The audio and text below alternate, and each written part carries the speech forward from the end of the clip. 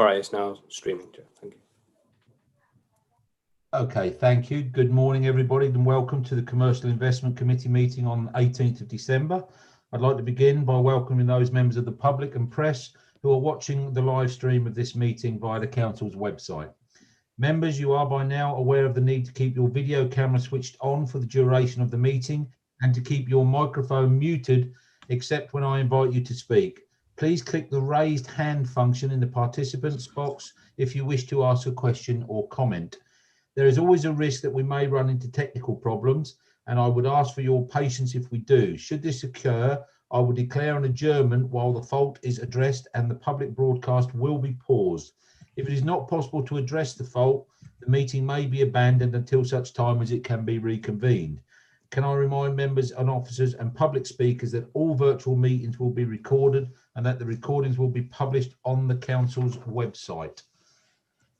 Members, I will begin by calling the names of all members of the committee to establish your presence. Please confirm your presence.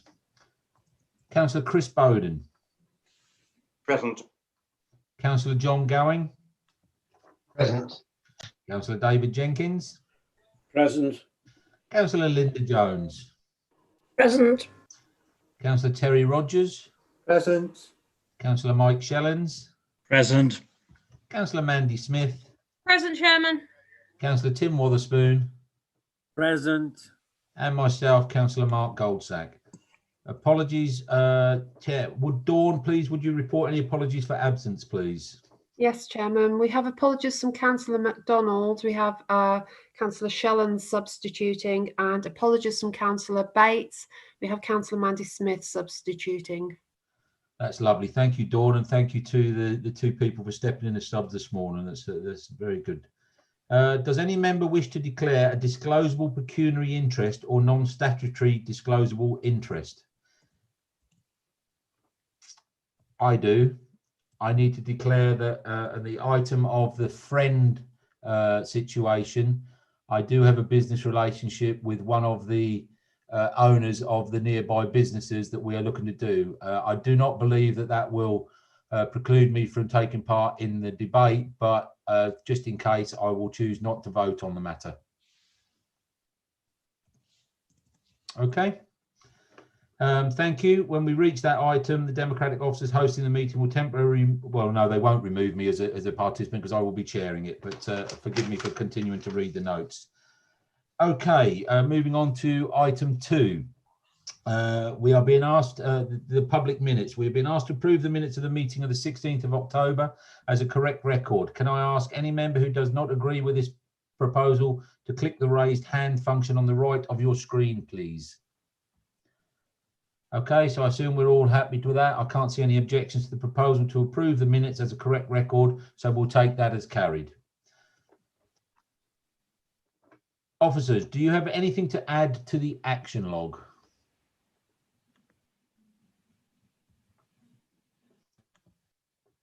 Sorry, shall I say that again? Officers, do we have anything to add to the action log? No, nothing to add to the action log.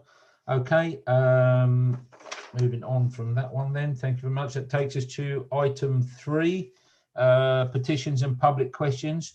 We have received no petitions. We have one public speaker today, which is Cambridge City Councillor, Mr. Richard Robinson, which is when we will consider under relevant agenda item number 8. Which brings us to item 4, the development budget for the Fordham Renewable Energy Network Demonstrator project, from here on known as FRIEND. And we're going to invite Cherie Gregoire to introduce the report. Thank you, Cherie. Thank you, Councillor. So yes, the paper is describing a new solar farm that we're looking to develop in the Energy Investment Unit. Claire's going to be presenting a paper requesting going into construction for the North Angle site. We can think about FRIEND being really at the very beginning of that whole process. So a bit of background on the site. I'm going to share my screen, if that's okay. I just thought it might be useful if we were to all look at a map.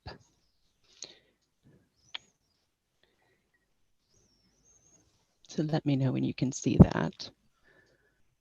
Yep. Perfect. Right. So the site is located here, outlined in blue. It is it's become known now as the Fordham Renewable Energy Network Demonstrator.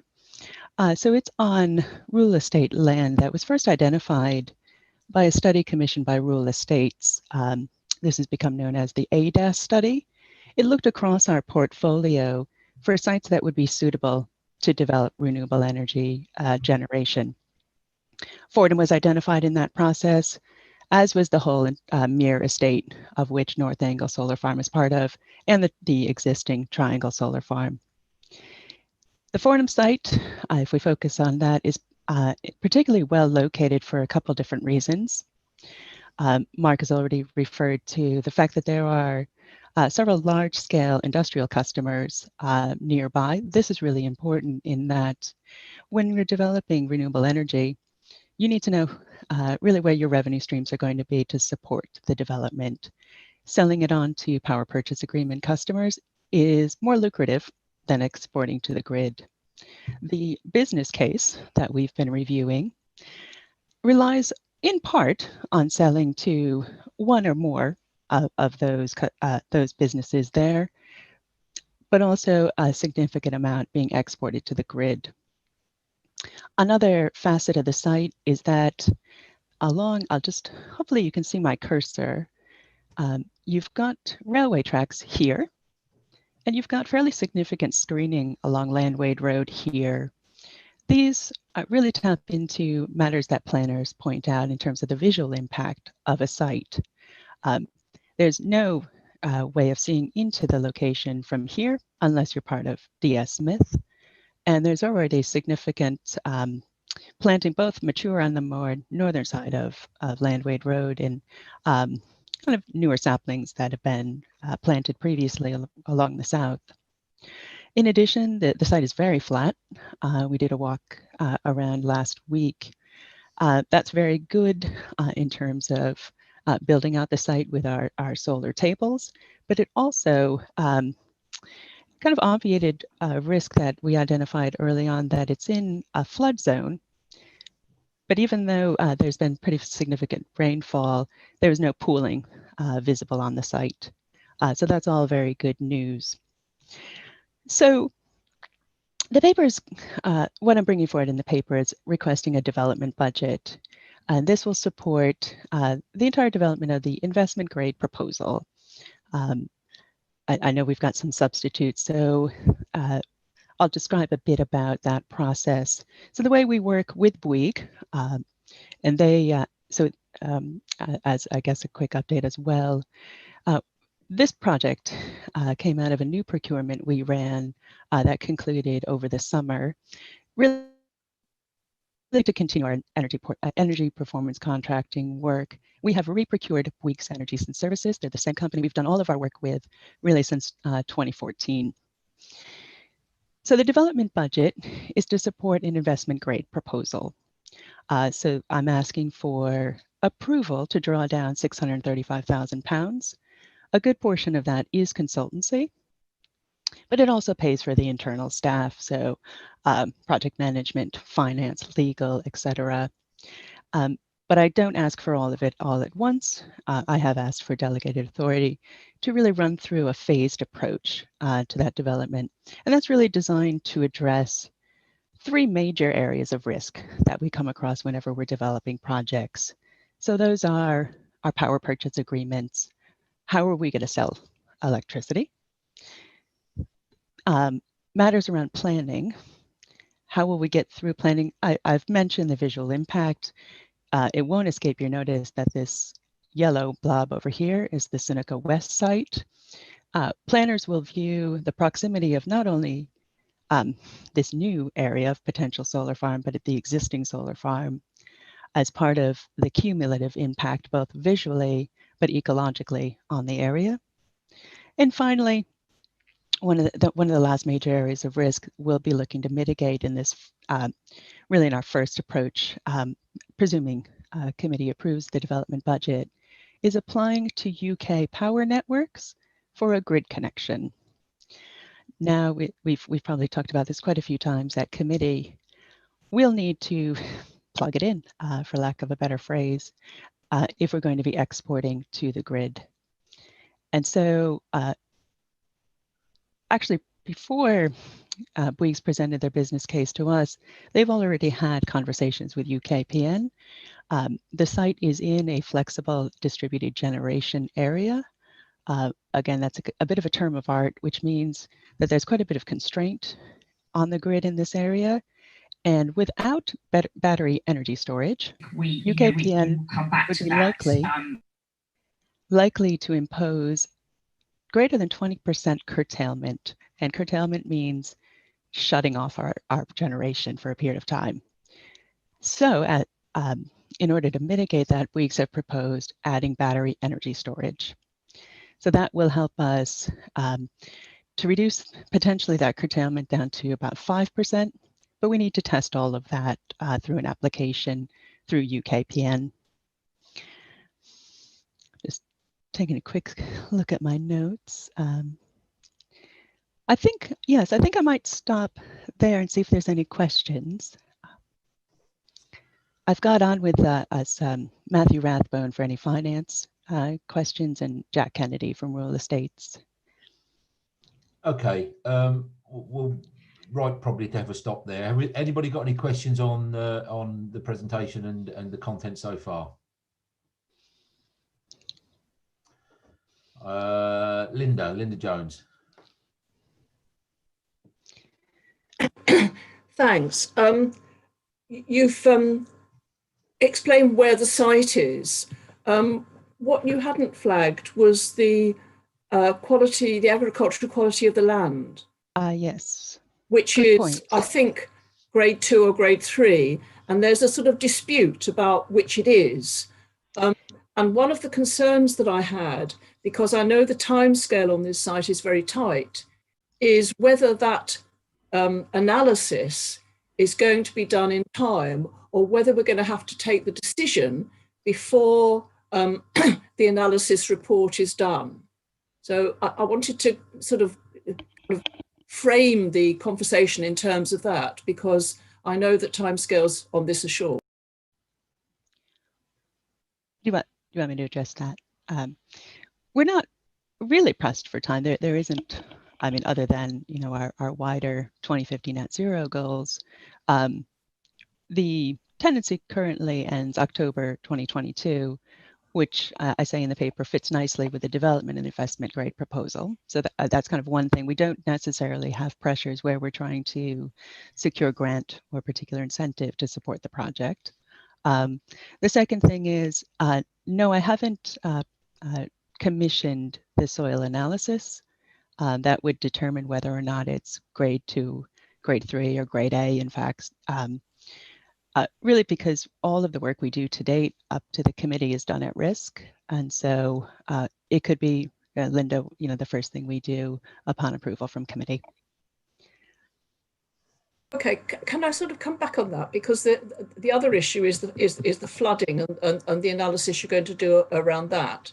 But actually in the recommendation, what we're being asked to do is to provide support for a total budget of 635. So in a way, my issue is about providing support for that budget and what will be committed after phase 1 and 2, when we may not know about either the flood issue, which I think is probably less of an issue, but also about the land issue, the land quality issue. So that's what I meant. I didn't mean the actual project was being rushed through. It's just the decision being taken today, which is a kind of commitment. Well, it is a commitment. Right.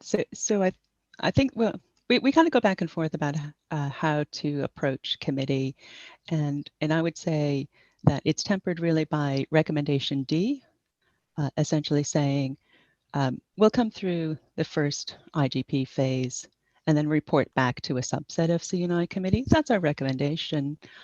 If the desire instead is that we come back to committee, we can do that. And by that stage, we'll have had our application into UKPN to determine the cost of connection. We'll have had our pre-application planning discussions, and we'll have had I assume, I'll look to Jack, I had the results back on the soil analysis to determine the agricultural grade, the actual agricultural grade of the land. So it is just a matter of staging and what the committee would prefer. Can I just add on that then? So I guess what we're saying here is if we look at the recommendations, recommendation D, instead of that coming back to what is effectively the energy working group plus myself and the vice chair of this committee, it could come back at that stage to the full committee. Is that the possible change there, Cherie? That's what I'm suggesting, that if there is significant concern, and I know there certainly is, certainly from looking back to the Peterborough City Council example, it's an area of risk for sure. Okay, if we can just hold that for a second. I've got a couple of other speakers to come in, but we'll come back to that if I can, Linda, in case any of the other speakers want to bring that up. Mike Shellens, good morning. You're on, sir. Good morning, Chairman. Looking at the map that you showed, there were a number of large potential users adjacent and one further south, I think, looking at the map. And what I wondered was if our negotiations with them proved fruitful, would we be able to reduce the cost of battery storage? For two reasons. One is cost, but secondly, battery storage development is continuing apace, and I would have thought there was advantage in delaying a commitment.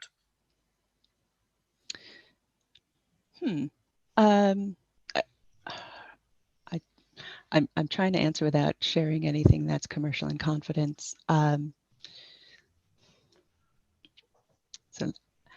So I'll probably answer the second part of your question first, Councillor, in that the way the business case is laid out currently, the generation is segregated in order to sell individually through a private wire, excuse me, individually to each potential customer. This is done really before speaking to the customers. So Bouygues had done really extensive energy modeling based on the type of customers there are and their size to estimate how much demand they have. So that's kind of number one.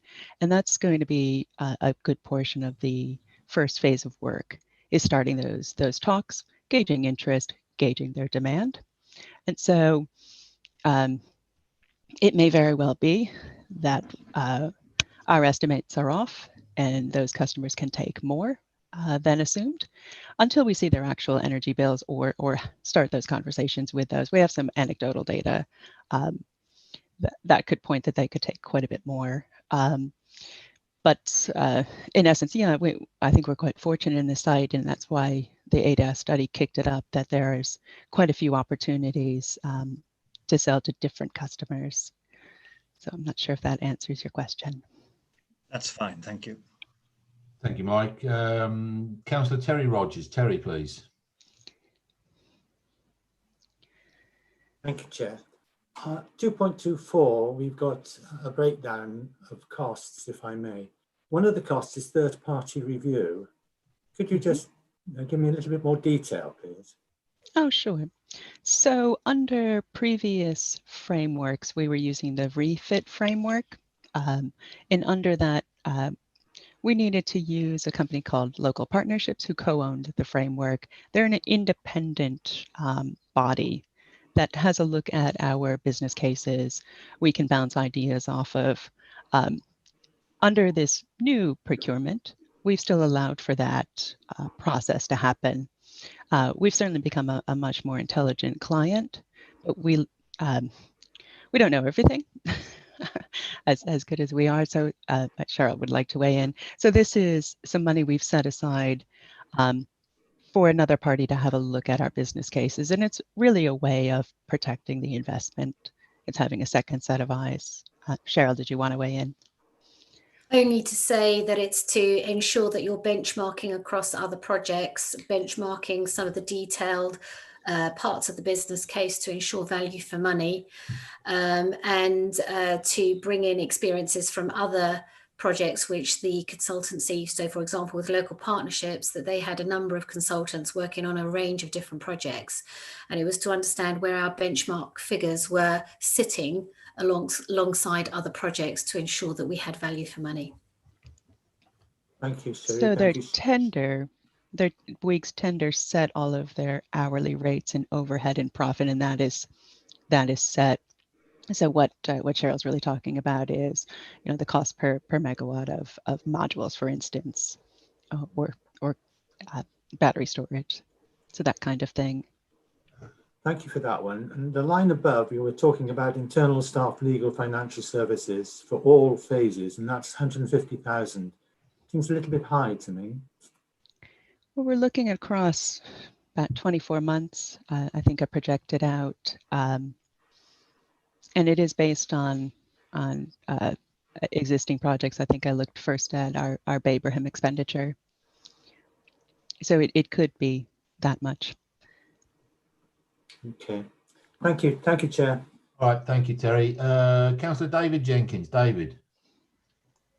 Thank you, Mark. Look, this is a good paper, and I think that these papers are coming to us now with sort of increasing maturity and giving evidence that we're getting much better and better at managing these projects. So well done. Linda's points earlier, as always from Linda, were very good. And with this IGP process, Sherry, you did talk about some of the risks which you would address during the process, but in fact, the agricultural land value risk is not shown in the risk register and was not addressed in the process. And I wonder if it wouldn't be appropriate within the IGP process to highlight when the various risks are addressed, which ones might be residual, and how we'll address those with what will become an appetite for risk. But otherwise, good paper, well done. Okay, well, can I just take this opportunity to bring in Councillor Josh Schumann. Josh is actually the local member for this area and has just requested to say a few words at this point. So good morning, Josh, over to you. Morning, Chairman. Thank you. And I feel I probably should start, well, firstly to say it's so good to see so many old faces in their familiar faces in this location. Chairman, I am obviously the local member, but we're in a obviously fortunate position on this paper that you are probably as aware, if not more so, of this location, having driven past it numerous hundreds of times, if nothing else, going back to Worcestershire Hall in what seems an age ago. But this piece of land, I just wanted to, for the committee's benefit, to just with any of these solar projects, I think we have seen where it can easily go wrong with community engagement and easily can go wrong with not being in the right place for various reasons. However, I have to take my hat off completely to Jack Kennedy and his predecessor, Hugo Malaby and Cherie and Cheryl, for finding this piece of land in our estate, which I don't think could be better placed. Here we have a piece of land that is well screened. The nature of how the land falls away at certain areas means that you struggle to see it with any sort of dominance of its development from almost every location. And it's also well detached from lots of residential areas, which I know will be very popular with some people, particularly in this area, because Sonica has proven a huge concern for some people. And there's quite a large swathe of people that are trying to stop Sonica's development just because of its sheer scale. I won't go into too much detail on that, but this is a appropriately scaled development that's going to be appropriately screened. And it kind of falls, although it falls in my patch in the county seat and actually my district seat, it feels quite detached from that. It feels probably closer to Suffolk, our neighbours over in Suffolk, but they feel a little bit detached from it as well. So it kind of feels a bit like no man's land. And placed next to a sewerage works or waterworks, wastewater works, it really is that kind of feeling that this doesn't really belong. It's not like it's going to hopefully cause too much concern. I do obviously understand the policy requirements around the grade of land, I think there is a big discrepancy about how you grade this piece of land. I think any farmers locally would tell you that it's not worth an awful lot. It's not the fen black soil that we're used to in grade 1 and 2 areas elsewhere in the district and county. But that doesn't mean that it hasn't got value. So, you know, we do definitely need to bottom that question that Linda asked, sorry, Councillor Jones asked, and I think that's really important. But I can't see that being a huge stumbling block. Therefore, you know, in planning terms, if there's not a problem with the grade of land and there's not a problem with its location with regard to its visual intrusion, the last thing is how does it connect? And without, again, drifting into confidential matters, and I know Cherie's been very careful and I'm certainly don't want to overstep the mark, but this is, anyone that can see it on the map knows that this is located next to the biggest independent hauliers in Europe. And this is their refrigeration site. And so we can imagine that, as that title would suggest, their usage of refrigeration is going to be enormous. And also other businesses, I feel like a disclaimer, but yeah, there are other businesses available just on neighbouring sites. So I think, you know, if we're going to plug in somewhere, then this is a great location that has very little, you know, visual intrusion and hopefully no massive loss to our agriculture. So I really wanted to speak, obviously, as you probably could tell, Chairman, massively in favour of this, and to thank Cherie and the team. The only thing I would say with regard to bringing it back to committee, of course, that makes a very sensible decision. But I'm mindful that there are a lot of other solar projects going on in the area, and I would hate for it to kind of almost miss the boat if there's a problem with connection and suddenly there is a connection issue if someone's taken all of the capacity, as we know that's previously been the case elsewhere. So I'm sure it wouldn't mean that we would delay it too much if it comes back to committee, but just to be mindful of that. Thank you, and appreciate you letting me come and speak, Chairman. I really do. Thank you. Okay, thank you, Councillor Schumann. So I'm going to bring this back then, because it's been widely supported, not wildly, widely supported here in this morning's debate.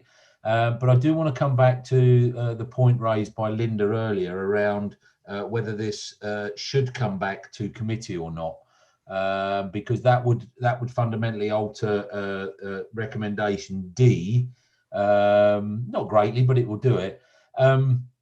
My personal opinion is that I think we should do what is right, be cognizant of the fact that may affect times, but actually that doesn't mean that we shouldn't do what is right. So if members feel that we need to bring it back to committee, I'm quite comfortable with that. I don't think that's going to be a major a barrier into the forward projection of this project. Cherie and indeed Cheryl, who's online as well, do you see any significant issue with that in terms of a barrier on time? I'm getting shaken heads here, as in a no. So we'll take it with that. So Linda, I guess it's back to you. Would you like this to come back to committee at the next stage? I think that would be extremely helpful because there are a couple of quite important decisions which, you know, are outstanding. Well, can I also add that Councillor Shellon's brought up an excellent point, without getting into the confidentiality matters here, that depending on the initial phases of what we're proposing to do here will determine the battery requirement in its entirety. And I think that is a really good question to bring back to here, because there are other issues with batteries, whether they're real or not. There are also public perception issues with battery. My own ward is completely and utterly enveloped by the Sonica world, so I'm living and breathing that at this moment in time. So trust me, I get enough local residents talking to me about batteries in solar farms at this moment in time. So I'd be quite in favour of it, Linda, to be perfectly honest, bringing that back. So Dawn, I think what we're doing is we're changing the recommendation from the word "and," the chair and vice chair, to "and" coming back to the committee. Are you okay with that? So with that in mind then, if everybody's happy, I'm sensing we probably don't need to vote. If anybody would like to raise any more points on this, or have a negative view of this, please, could you raise your hand? Otherwise, Dawn, if you're comfortable to make those amendments to part D of the recommendations, I think we can safely say that they're carried. Everybody okay with that? I can see lots of nods and thumbs up. Thank you very much, Cherie. And I'd just like to endorse something that Councillor Jenkins said there. Every time we see one of these application proposals now, they're getting better, and that's fantastic. Well done. Thank you very Okay, much. thank you. I'd like to move on to number 5, which is the North Angle Solar Farm investment decision. Can I invite Claire, please, Claire Julian Smith, to introduce the report? Yes, thank you, Chairman. Yeah, so as you just mentioned, and Cherie too, this paper is requesting approval to move into the construction phase of the North Angle Solar Farm project. Firstly, I just wanted to note a couple of specifics in terms of progress on the project since the last update to C&I committee back in March. One is that Peterborough City Environment Trust, PECT, were appointed to deliver community engagement support for the project. Under current circumstances, obviously their plans to hold consultation events and face-to-face events quickly had to change, but I just wanted to say that they did a really good job delivering digital messages, and we were still able to engage with stakeholders and incorporate their views and inputs into the planning application. So secondly, and following on from that, a full planning application for the scheme was submitted in July and has now received approval. So one of the outcomes of this paper is requesting approval to enable the project to move forwards on the basis of the business case that's presented in the report. Of course, the project isn't without its risks, as mentioned in the paper, and I think it's probably worth highlighting that arguably the most significant risk is the wholesale price of electricity in terms or upon which the business case is based. Also highlighted in the paper is the timeframes that we're working to. So we hope to be in a position to mobilise on site in May next year, ready for construction between June and October, and thereby avoiding the difficulties and additional costs of a winter build. It's appreciated that the timetable is relatively tight, and hence delegated authority is being requested, given that the costs aren't yet full and final. However, that said, we do consider the figures provided for the business case at this time to represent a very good estimate of the costs. So with the timetable in mind, if we're to continue to programme, we need to be in a position where the final costs, when the final costs do come in, and so long as they're in the same ballpark as those estimated costs, we would be able to instruct Bouygues at short notice. I think that's all I wanted to say, really. So happy to answer questions. Yeah, thank you, Claire. Right, members, it's your time to raise your hands now if you've got any questions. And first in the queue is Councillor Chris Bowden. Chris, please. Thank you very much, Chairman, and thank you, Claire, for that introduction.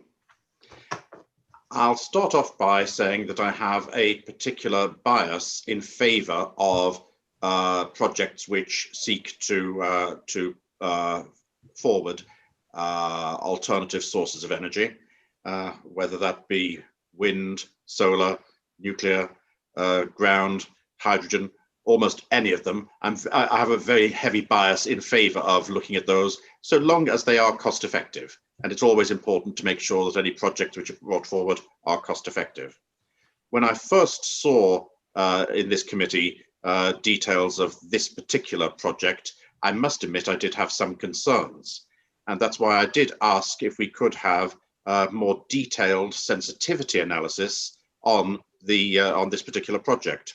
And members had fairly recently a very, very useful paper and discussion about the sensitivity analysis, which I thought was really helpful.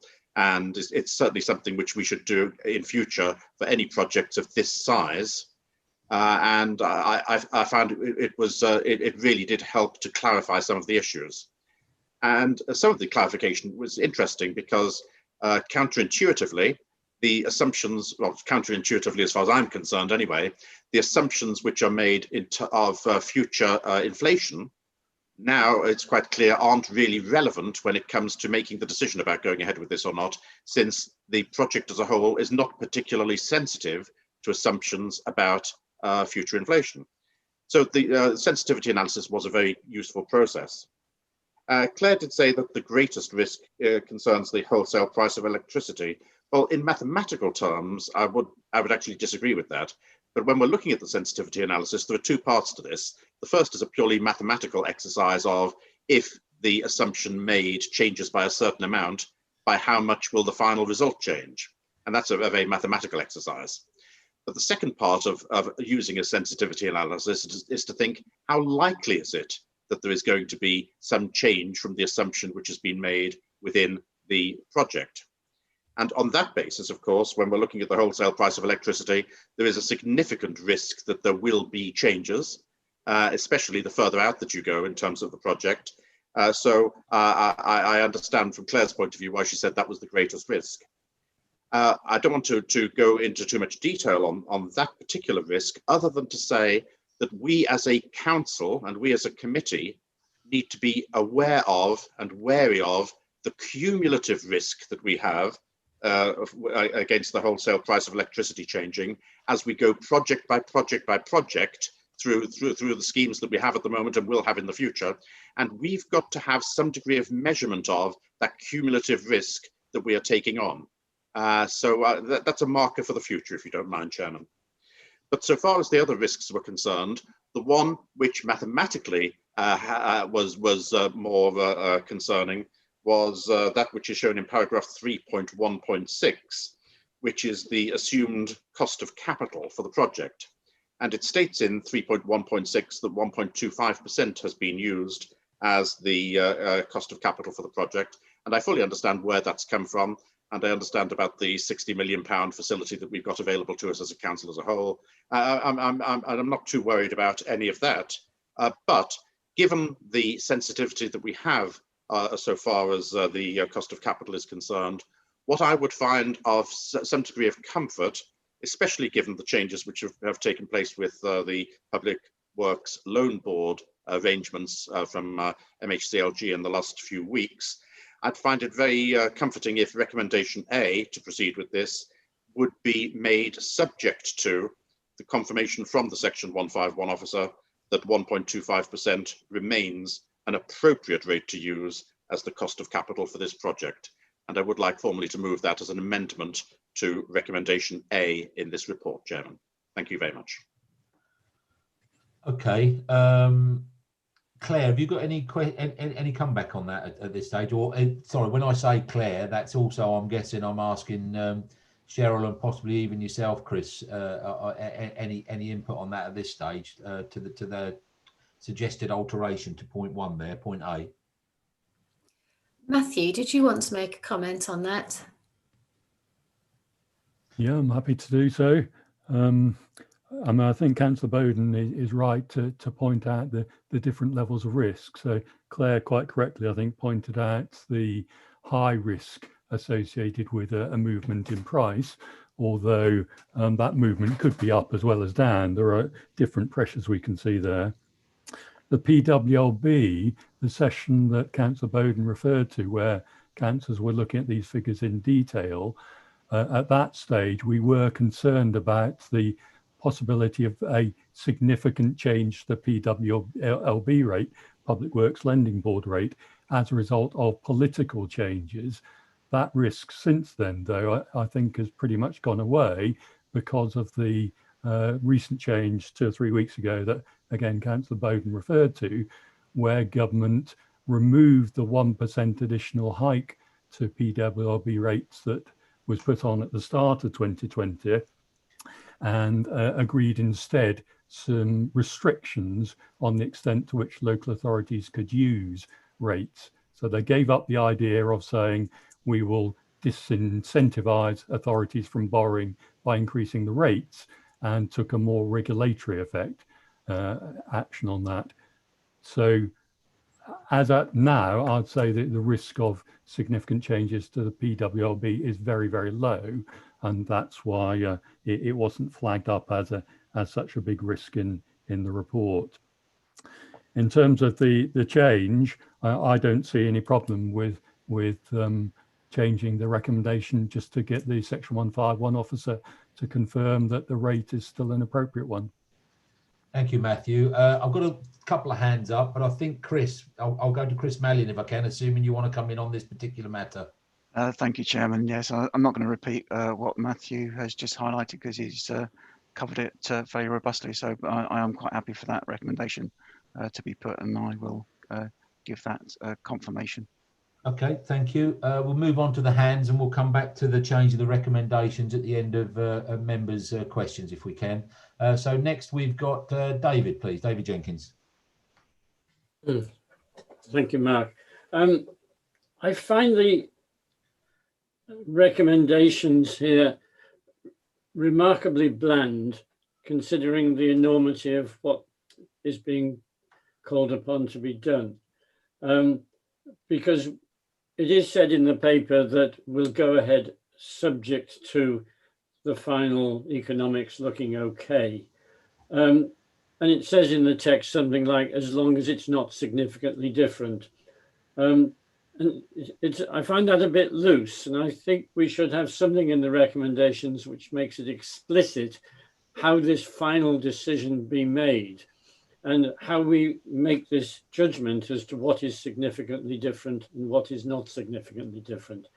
And, you know, I hesitate to say this, but under some circumstances, after discussion with you, Chair, it might be appropriate to bring this back to the committee or for you to make a judgment as to what is significantly different and what is not.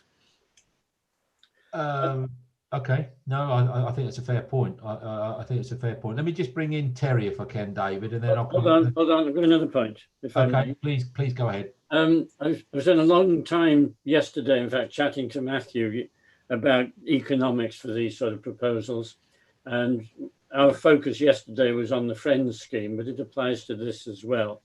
And I have been keen all the time for us to have a look at the ungeared economics, which are reflected here.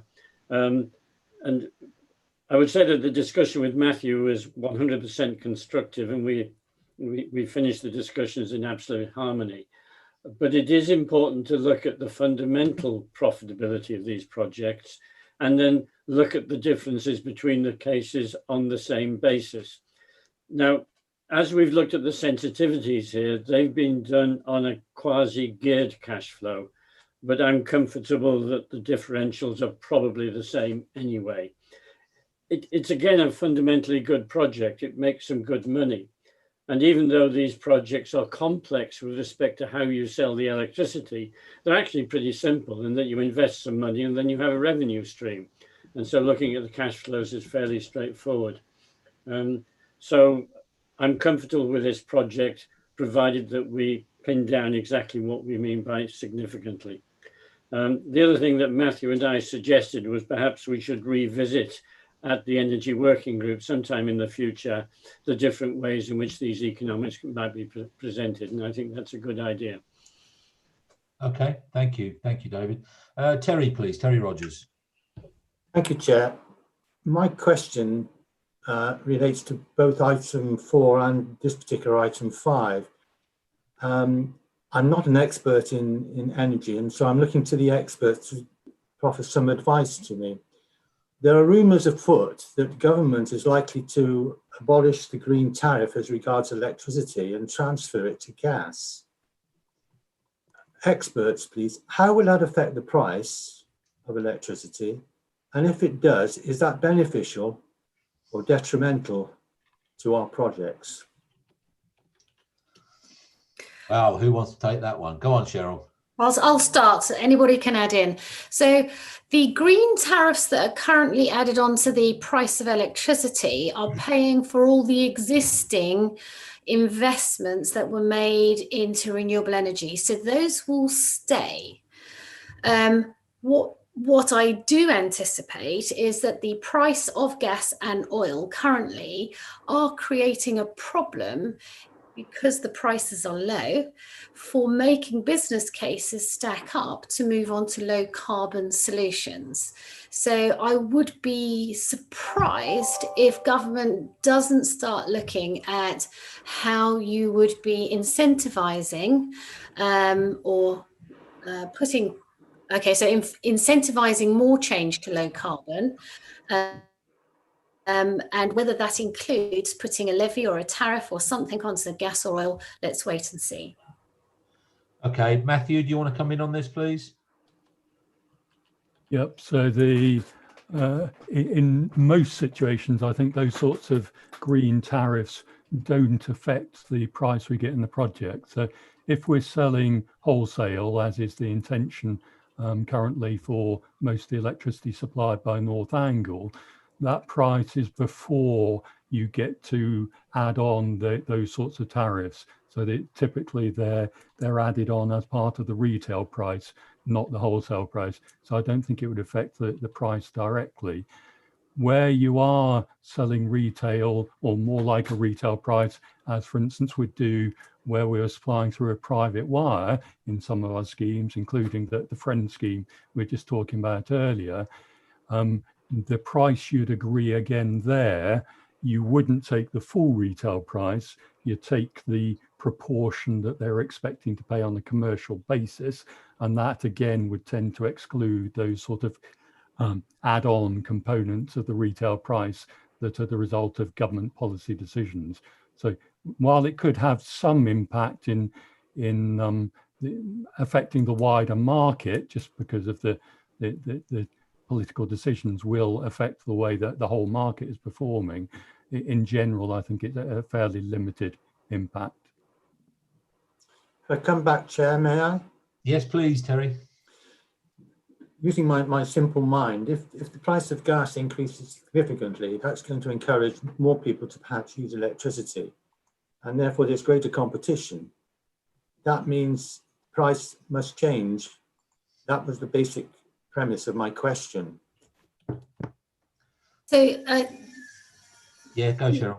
To get to 2050, we do have to move on to greater levels of electricity, which will be decarbonised. So the reduction of the use of gas, my understanding, is going to be saved for those industrial processes where gas is most required. So if you're looking at any gas being used on domestic properties or commercial properties for heating, that will change over the next, we will be taking buildings off of gas to get to 2050 because we can't get there otherwise. And so the electrification of heat is what they call this, is going to come forward, and the demand for electricity and the growth of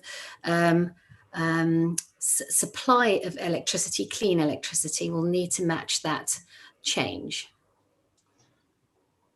Not sure I've got an answer, but I'll rest my case. Thank you, Chair. Okay, Terry. Matthew, is that a legacy hand, or did you want to come back in again? That was just, yes, it wasn't intended to come back in again. I see Councillor Bowden's got his hand up as well. Yeah. That he may be wanting to make the same point, so I'll let him make his comment. And I'll go there. It was just your hand was up. I didn't want to. Yeah. Right. Okay. It's back up again, but you can sort that. Chris, over to you. Chairman, and if it is the same point as Matthew was going to make, I'd rather Matthew had made it than me. But one of the things that Cheryl commented on, and I'd just like to warn the committee against, Cheryl quite correctly said that there is a danger that current prices for power are such that it does make the business case more difficult to justify for various schemes which are presented. And whilst that is true, it shouldn't be true. And the reason it shouldn't be true is that we have to take a view, or any investor has to take a view, of the medium and longer term price over a much longer period than merely looking at the current price of power. And yes, so Cheryl's right that it can make it more difficult at face value, but we have to take longer term things into account, such as, for example, and I know this won't be popular with some people, the fact, and I believe it's a fact, that we're going to have consumption around the world of considerably more power in the future than we do now. And that demand will buttress prices. Now, prices may be affected by government policy, as Terry was saying, between different types of source of power. But ultimately, I believe that the demand for power over the medium to longer term is going to increase, and that should give a great deal of assurance to individuals that price will not just fall through the floor in a sustainable way in the medium to longer term. Thank you, Chris. Matthew? Yes, so that was along the same sort of issue that I was expecting Chris to make, because he made the similar points at the meeting we were talking about earlier. Just to reiterate the point, though, about the risk we see on wholesale prices, it's quite correct that there is this pressure for supporting price as a result of very large increases in demand that we're expecting from electrification of transport, electrification of heat and so on. But we can see pressures the other way as well. So the government is looking to enormously increase the amount of offshore wind electricity generation, for instance, and the price for producing that has dropped hugely over the last few years and is likely to drop further. Now, if offshore wind were to become the dominant source of electricity supply, the cost of that is already below the rates that we've put in as the price for North Angle. So as of today, that's not a problem, but in 15, 20 years time, if we're looking at that medium to long-term picture, it could be a problem. So yes, there's a potential upside, but there is also a potential downside, which is why I think this is it's a genuinely hard risk to call, but it is a real risk. I assume on that offshore wind farm, I assume our officers are already looking at our extensive coastal areas to make sure that we can profit from that in Cambridgeshire. I think your point is well made. Linda, please, Linda Jones. Thank you. I'm sorry, I was going to make that point, but I won't make that now. But I wanted to say in general that I'm very supportive of this project. We are, after all, as a commercial investment committee, talking about green investments in other areas, in other commercial areas. And it would be somewhat bizarre where we're in a way ready to take some risks in those areas, not to take it in relation to our own investments in green energy. So I would be fully supportive of this, and I think it's a very good way forward. Thank you, Linda. I just got a point from myself. I don't know, officers. I was reading this week at the likely tariff changes on solar panels coming in from China. I see some winces and some pained expressions there. In terms of a risk and a knock-on effect to this project, well, I won't say low. Is this a medium or high risk? Yeah, we know that panel prices have increased, I'd say significantly from, when we first set out with the business case for this project. It's something that, we're obviously keeping a close eye on, and we will get updated prices in the new year. Yeah, I mean, we have had discussions at the investment group about how wonderful it would be to find that company in Cambridgeshire that was producing solar panels that we could get behind and invest in, that would cut down the carbon footprint of bringing panels all the way over, and also doing so whilst potentially robbing other aspects of the world's resources. So I think we're still a little bit away from that, but I think that's a good point. Okay, now I'm going to go back to a suggested amendment that was right at the beginning of the debate. I think I've captured it, but Chris Bowden, if you could just confirm that what I'm about to say fits with what you wanted, and that is that on recommendation A, to approve the investment case for the North Angle Solar Farm project as set out in the section 2 of the report, but we then add, subject to the section 151 approval, that 1.25% interest rate is acceptable to use.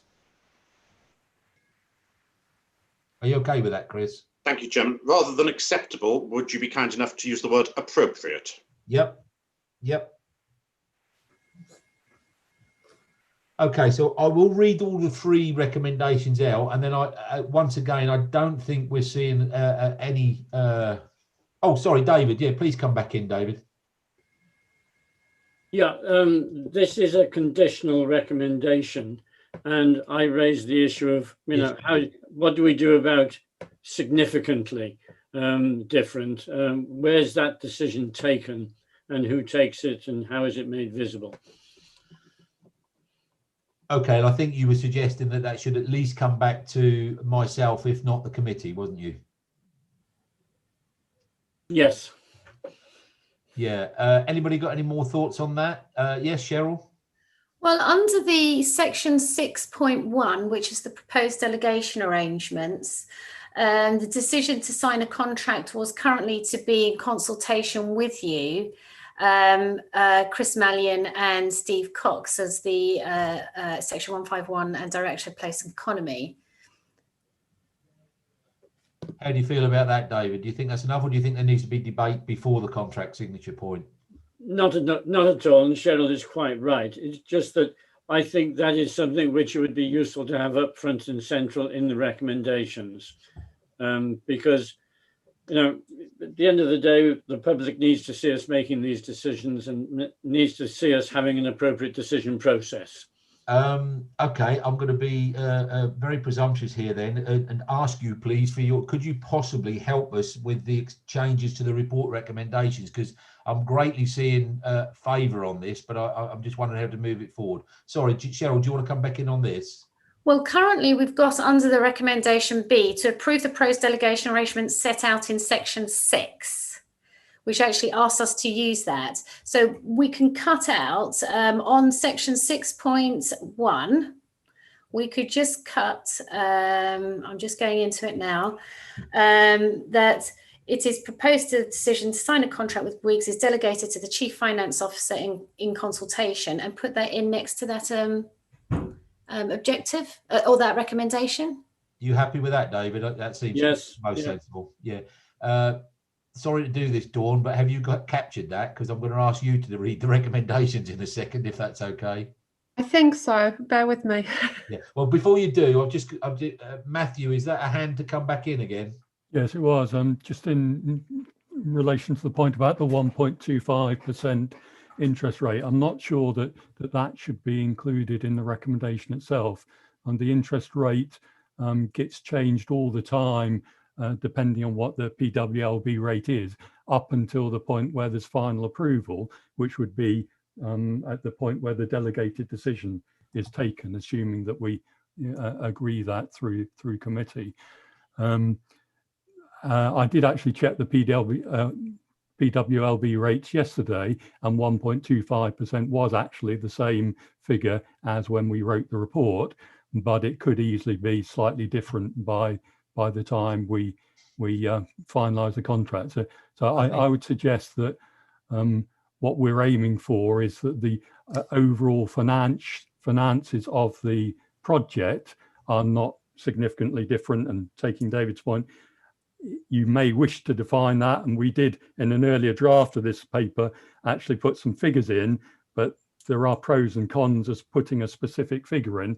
So it's up to committee whether you want to put something more specific in, or just leave that significantly up to the judgment of the chairman and chief finance officer. Okay, thank you for that, Matthew. Chris, let's bring you back in on that, please. Indeed, Chairman, slightly to disagree with Matthew.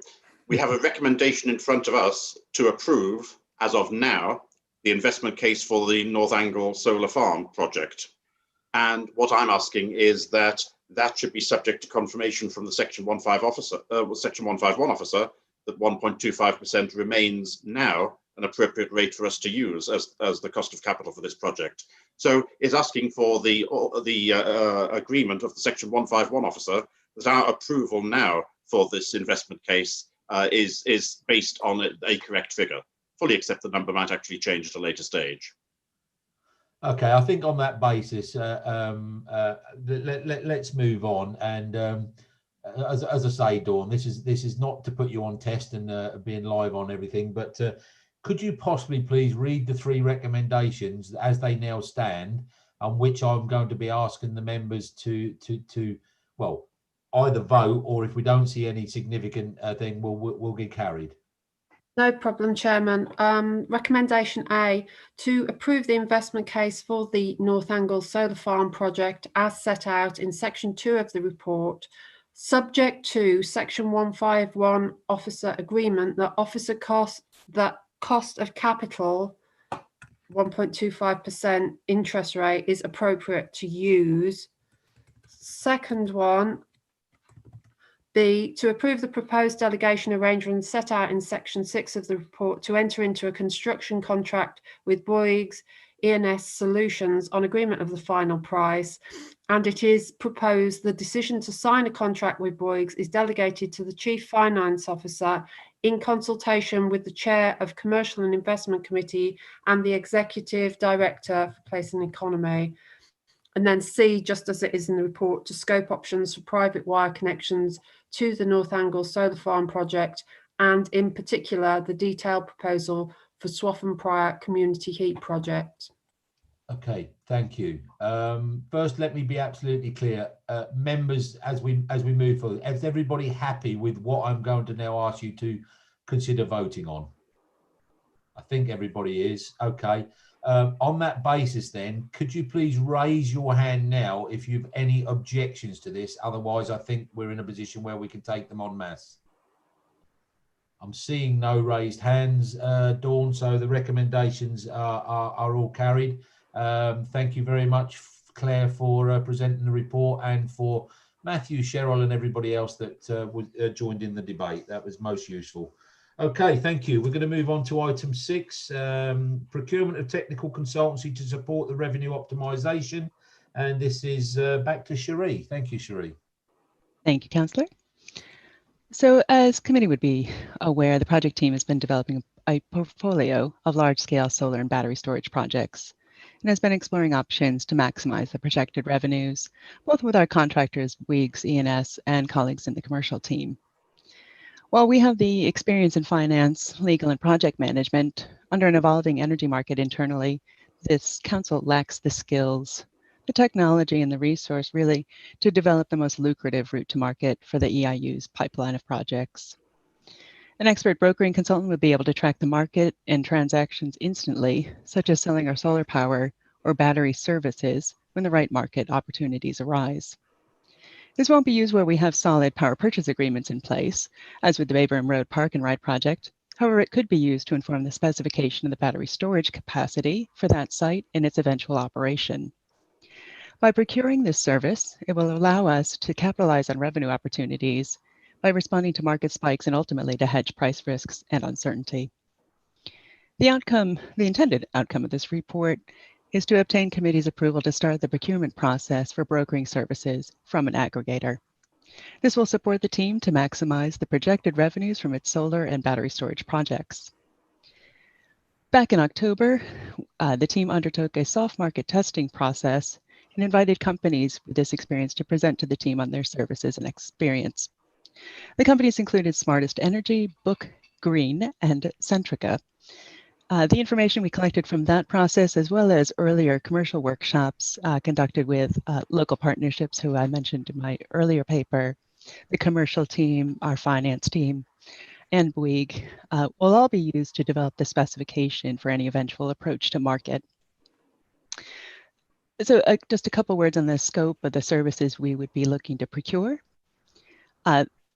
The new contractor would be coordinating entering our assets into various flexibility service auctions. So flexibility being how to balance supply and demand on the grid.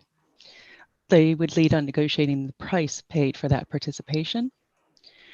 They would design a program on how to operate the council assets so as to maintain compliance with warranties and to protect the asset life. This is particularly important with battery storage, which has a limited lifetime if charging and discharging. And finally, to advise on the best approach for power purchase agreements, including corporate or virtual PPAs. The contract term will be limited to 3 years with an option to be renewed. In general, the companies offer flexibility to adopt a contract that meets our needs and demands. And some companies even express that they're keen to become long-term partners. So more of a information exchange, working very closely with us. In those cases, these services potentially could be paid as part of the share of the profits. Therefore, no capital outlay other than the internal project management would be required. The main issues highlighted in the paper have to do with the duration and the complexity of the procurement process. From this point, presuming committee approves the paper, it will take several months to draft the invitation to tender and run the procurement process leading up to signing up any new contractor. Ideally, these services should be brought on time to support the projects through the final stage of IGP development, construction, and the operation phases, which we are entering now, of course, for the Bayram, Standground, and North Angle projects. If we were to do nothing, we could potentially miss out on revenue opportunities. Moreover, we'll be missing out internally on our own learning and upskill for the team. Finally, we see these services to be a key strategy to de-risk the energy investment program portfolio, so request permission to approach market. With that, I'll happy to take questions. Okay, thank you very much, Cherie. Members, any questions on this paper? Mike Shellens, please. Thank you, Chairman. Got caught there. I wasn't sure I'd be taken so quickly and hadn't unmuted. I understand completely that we're in a public meeting here, and I want to talk about costs, and that obviously presents a difficulty. But I would like some reassurance as to how the cost of acquiring this expertise is in relation to the benefits that it might produce. And that might avoid anybody having to quote a nasty figure. Okay, so you'll of course note that this is a key decision. And it was really, I had to base that on several assumptions on what the eventual cost of the contract could be over the lifetime of our projects. Until we receive tenders back, I actually can't say how much the service will cost. These companies will compete against each other on a value for money basis before we look to award the contract. I'm not sure if Matthew or Cheryl want to weigh in on anything else. So, Cherie, shall I just add to that? So aggregators tend to take a portion of the profit. So if you can sell at a better price, they will take a proportion of that better price. So you should benefit because they sell more. You as the organization should benefit because you sell more, and you sell more at higher prices and different levies. But the act of doing that and managing that process, the aggregator takes a slice. So it'll be depending on how much throughput of electricity sales that go through that contract or that process will be the cost. And obviously, the more that goes through, you'll see a proportionate lowering of their costs. Okay, before we move, I'm not coming off this point. There's a few hands raised, but once again, I've got Matthew. Matthew, do you want to come in on this particular subject? Yeah, just to follow up on what Cheryl was saying. The reason that you can potentially benefit is that normally you get a better return over the medium to longer run by taking more of a risk. So the easy way, the simple and low value way to sell your electricity would be to do something like agree a rate for the next 5 years, but you won't get a very good price for that. As you get more complex in the way you sell your electricity, including selling it on a day-to-day basis, that becomes something which we as an authority can't manage now, and I suspect we'll never be able to manage because we just will never have enough to sell to make it justifiable to invest in the staff and technological capacity required to do that. But someone else can do that on our behalf, and over that longer period, they're happy to do it because they've got those resources on hand and they're able to get us more value than we were expecting, and they then take a share of that as their profit. We also get a share of that, so we get more than we would just by selling it through that long-term stable price arrangement. So it can work for both of us, but the point is, I think that we are not going to be able as an authority to invest in that ourselves, even in the longer term. I'm hearing lots of good explanations. What I'm actually not hearing, and forgive me, Mike, but I'm not hearing an answer to Mike's question really, which is the fact that what's the bang for the buck going to be on this investment? Is that fair, Mike? That's absolutely my point, Chairman. Yeah. Now, I'm very conscious of confidentiality here, as we should be, but I do think we need to be able to quite correctly answer Councillor Shellen's point here that, you know, what kind of guarantee have we got, or what can we get on returning this? Before I bring in Councillor Bowden and Councillor Jones, I've got Sandra as the assistant project on this. Sandra, do you want to come in on this? Sure. I just would like to add something that might help to respond that question. It's basically independently of what pricing model is decided upon. The cost will ultimately be paid out of the income generated by the schemes, and therefore will need to be factored into future iteration of the business cases once the details, of course, are more understood. So the cost will be included in the iteration of the business cases of the projects.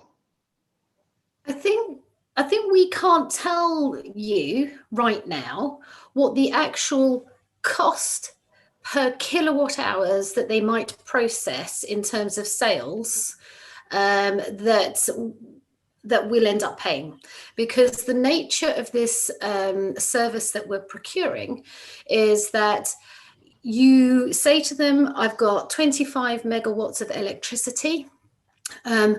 How do you want to sell that? How can you sell that electricity above the wholesale price for us? So are you going to sell it on the day ahead markets? Are you going to sell it into other markets, which might be, for example, if we have an incident on the network where you need to hold back electricity, are you going to be saying we'll hold back our electricity and for that we get a special payment? Are we going to say we need to store into batteries just because there is a high demand of electricity, or there is a high throughput of electricity on the network? So store your electricity and then sell it at 10 o'clock tomorrow night. So until we have looked at what can be offered through this procurement, we won't be able to give you that figure. Chairman, if I yes, may, please, Mike, come back. To prevent this going on and on, Cheryl and others have demonstrated my comprehensive ignorance in this area, and I'm clearly not a person to make this decision. What I'm pleased about is that I've raised the question that just getting a consultant to tell us is not always the best way to advance a project. And with that, I'm happy to stand down the question, Chairman. Okay, well, I don't think it's about standing it down, Mike. I think it's absolutely right, and this is the forum to air that, so thank you for that. Chris Bowden, I've got you next, please. Councillor Shellens was entirely correct to raise this question, and I have to say that initially, when I read this paper, I was concerned about what was being proposed.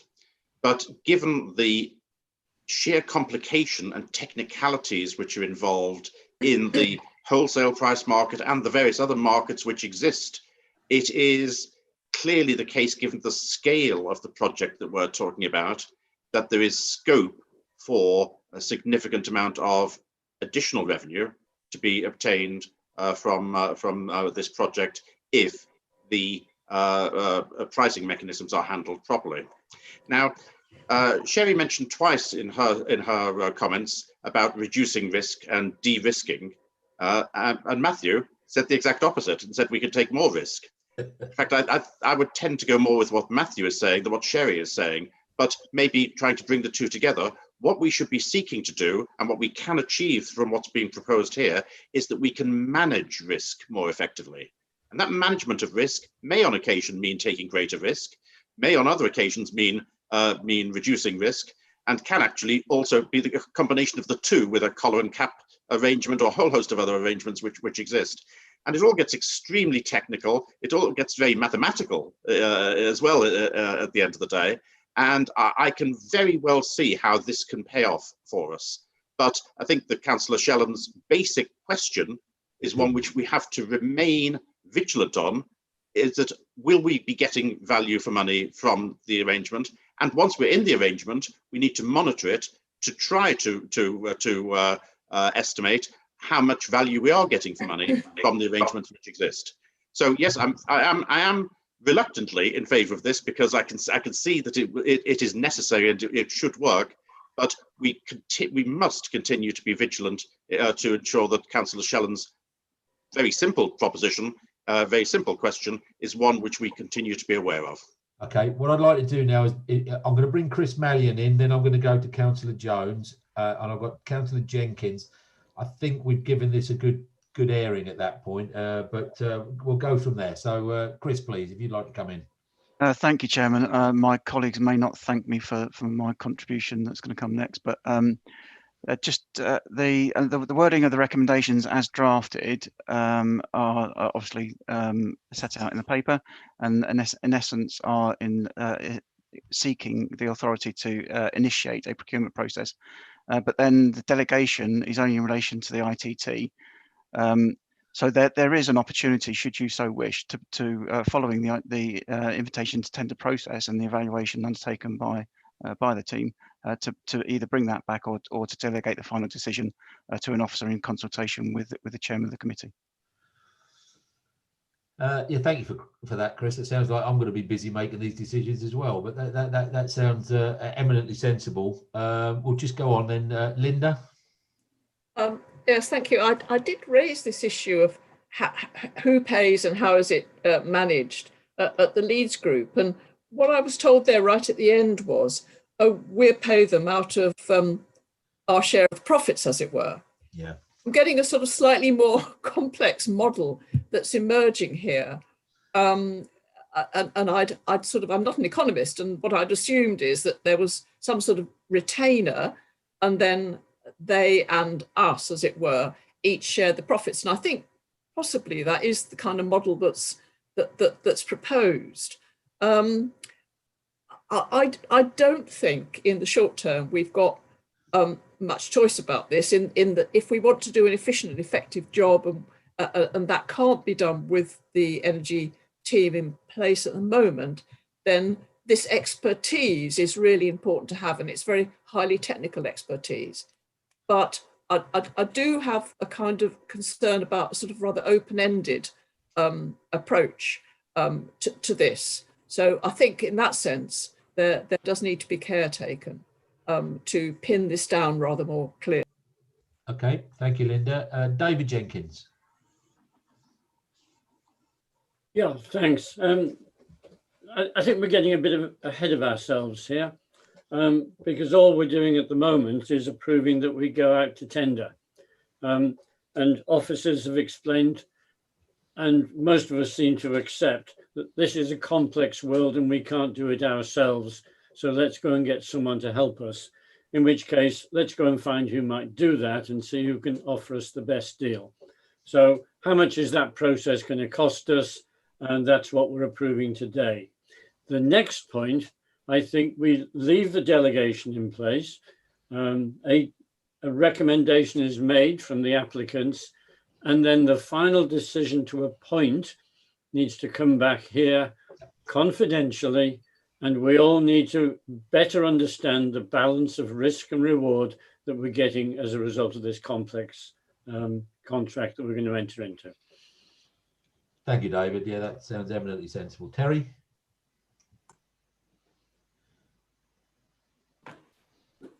Thank you, Chair.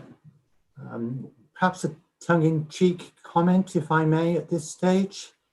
Something Chris said, in fact, that have we got the nous available in-house, considering the complex nature of this proposal, to actually monitor it? That's where I was left with the question. We're employing consultants because we haven't got the nous, as I put it, in-house, but then we're asking the officers to monitor it. Just a point to raise, that's all. As I said, tongue-in-cheek. Well, if I may, Go, Sheree. we'll be learning through the process, which is part of it, but we'll need to set guidelines to any new contractor about the parameters of our expectations, whether that be returns or, like I mentioned, about really specific things about how often the batteries can be charged and discharged. So there'll be conversations all the way along. I also specifically want to set the contract term to 3 years so that we can essentially have an out if there isn't proper performance. But it's not going to be anything we can set and forget, is what I'll say. Officers will attest to my constant phrase of knowledge transfer. I also I also totally recognise that 100% knowledge transfer is never really attainable. So I welcome, Cherie, the fact that you're going to be learning as you go. What I would hope to see is a decreasing line of responsibility that we will have with the consultant, in as much as we will grow our capability. So that would be lovely. Okay, can I move on? A couple more questions. Chris, you want to come back in? Chris Bowden. Thank you, Chairman. I think Councillor Rogers has just raised a really interesting question. And I think that the answer to his question is, yes, council officers have the nous to be able to measure outputs and to be able to report on those. What is much more problematic is what is the base figure that we would use to calculate what would have happened had we not had the consultant. And that is where it becomes much, much more difficult. And that's not a problem of our officers not having enough nous. It's a problem of how do you define the question correctly? And that really is a very much more difficult problem. But no, I'm quite confident that our officers can measure the outcome of what happens. All right, Matthew, I'm going to bring you in, and then I'm looking to kind of close this debate. But Matthew, bless you, you put your hand up 4 or 5 times and then taken it down as the next point's been raised. So please come in. Yeah, that just depends on whether people have made the point that I was going to make myself. But yeah, I mean, in relation to the issue about whether we can set the baseline properly, I'll just make the point that we've got quite a lot of experience of that with Bouygues, because these sorts of issues come up all the time in relation to how we define the baseline for energy performance guarantees and how we do it for whether they've done at IGP, they've met the parameters we set for them at the high level appraisal stage, the previous stage. So we have got quite a lot of experience for that. And in terms of setting the baseline, I agree with Councillor Bowden that it won't be a simple thing, but it'll be an awful lot simpler than doing those complex sales that we were talking about. So we could take the simplest possible approach and just say what I was talking about before. We're selling this at the current wholesale value for a contract of 3 years. That's the baseline. That gives you a financial value. And then you say, okay, anything above that, we'll split 50-50. Now, that would be a simple way to do it. I'm not saying that's what we'll end up with, but I think it's certainly reasonable to expect officers to be able to have those discussions about what is the baseline, as opposed to the technical issue about saying how we're actually going to sell this stuff on a market that is so fast moving. Okay, thank you, Matthew. Thank you for that. So what we have here then is a very interesting subject at which we've had a good debate. I'm going to move to the recommendations. I'm just going to read them out as they stand before, because I know there was an inference, I think, from Chris that we could change them. But at the moment, our report recommendations are that we approve the initiation of the procurement process for optimisation aggregator services for the energy investment programme portfolio. We note the timescales of the procurement process and delegate authority to Executive Director Place and Economy in consultation with the Chair and Vice Chair of C&I Committee to approve going out to market with an invitation to tender services. Before we vote on that, is there anybody that sees the need to change those recommendations at this stage? I personally think that they actually sit quite... Oh, David Jenkins, sorry. I was just scanning quickly for the timetable in the paper and I couldn't see it, but someone can point it to me. I'm sure it's there somewhere.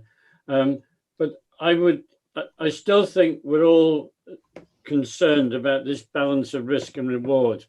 And Matthew very quickly said, above the wholesale price, we share the rewards 50-50. Well, given that this is a riskier prospect, below the wholesale price, so we're going to share the losses 50-50, and that's a consideration we have to bear in mind.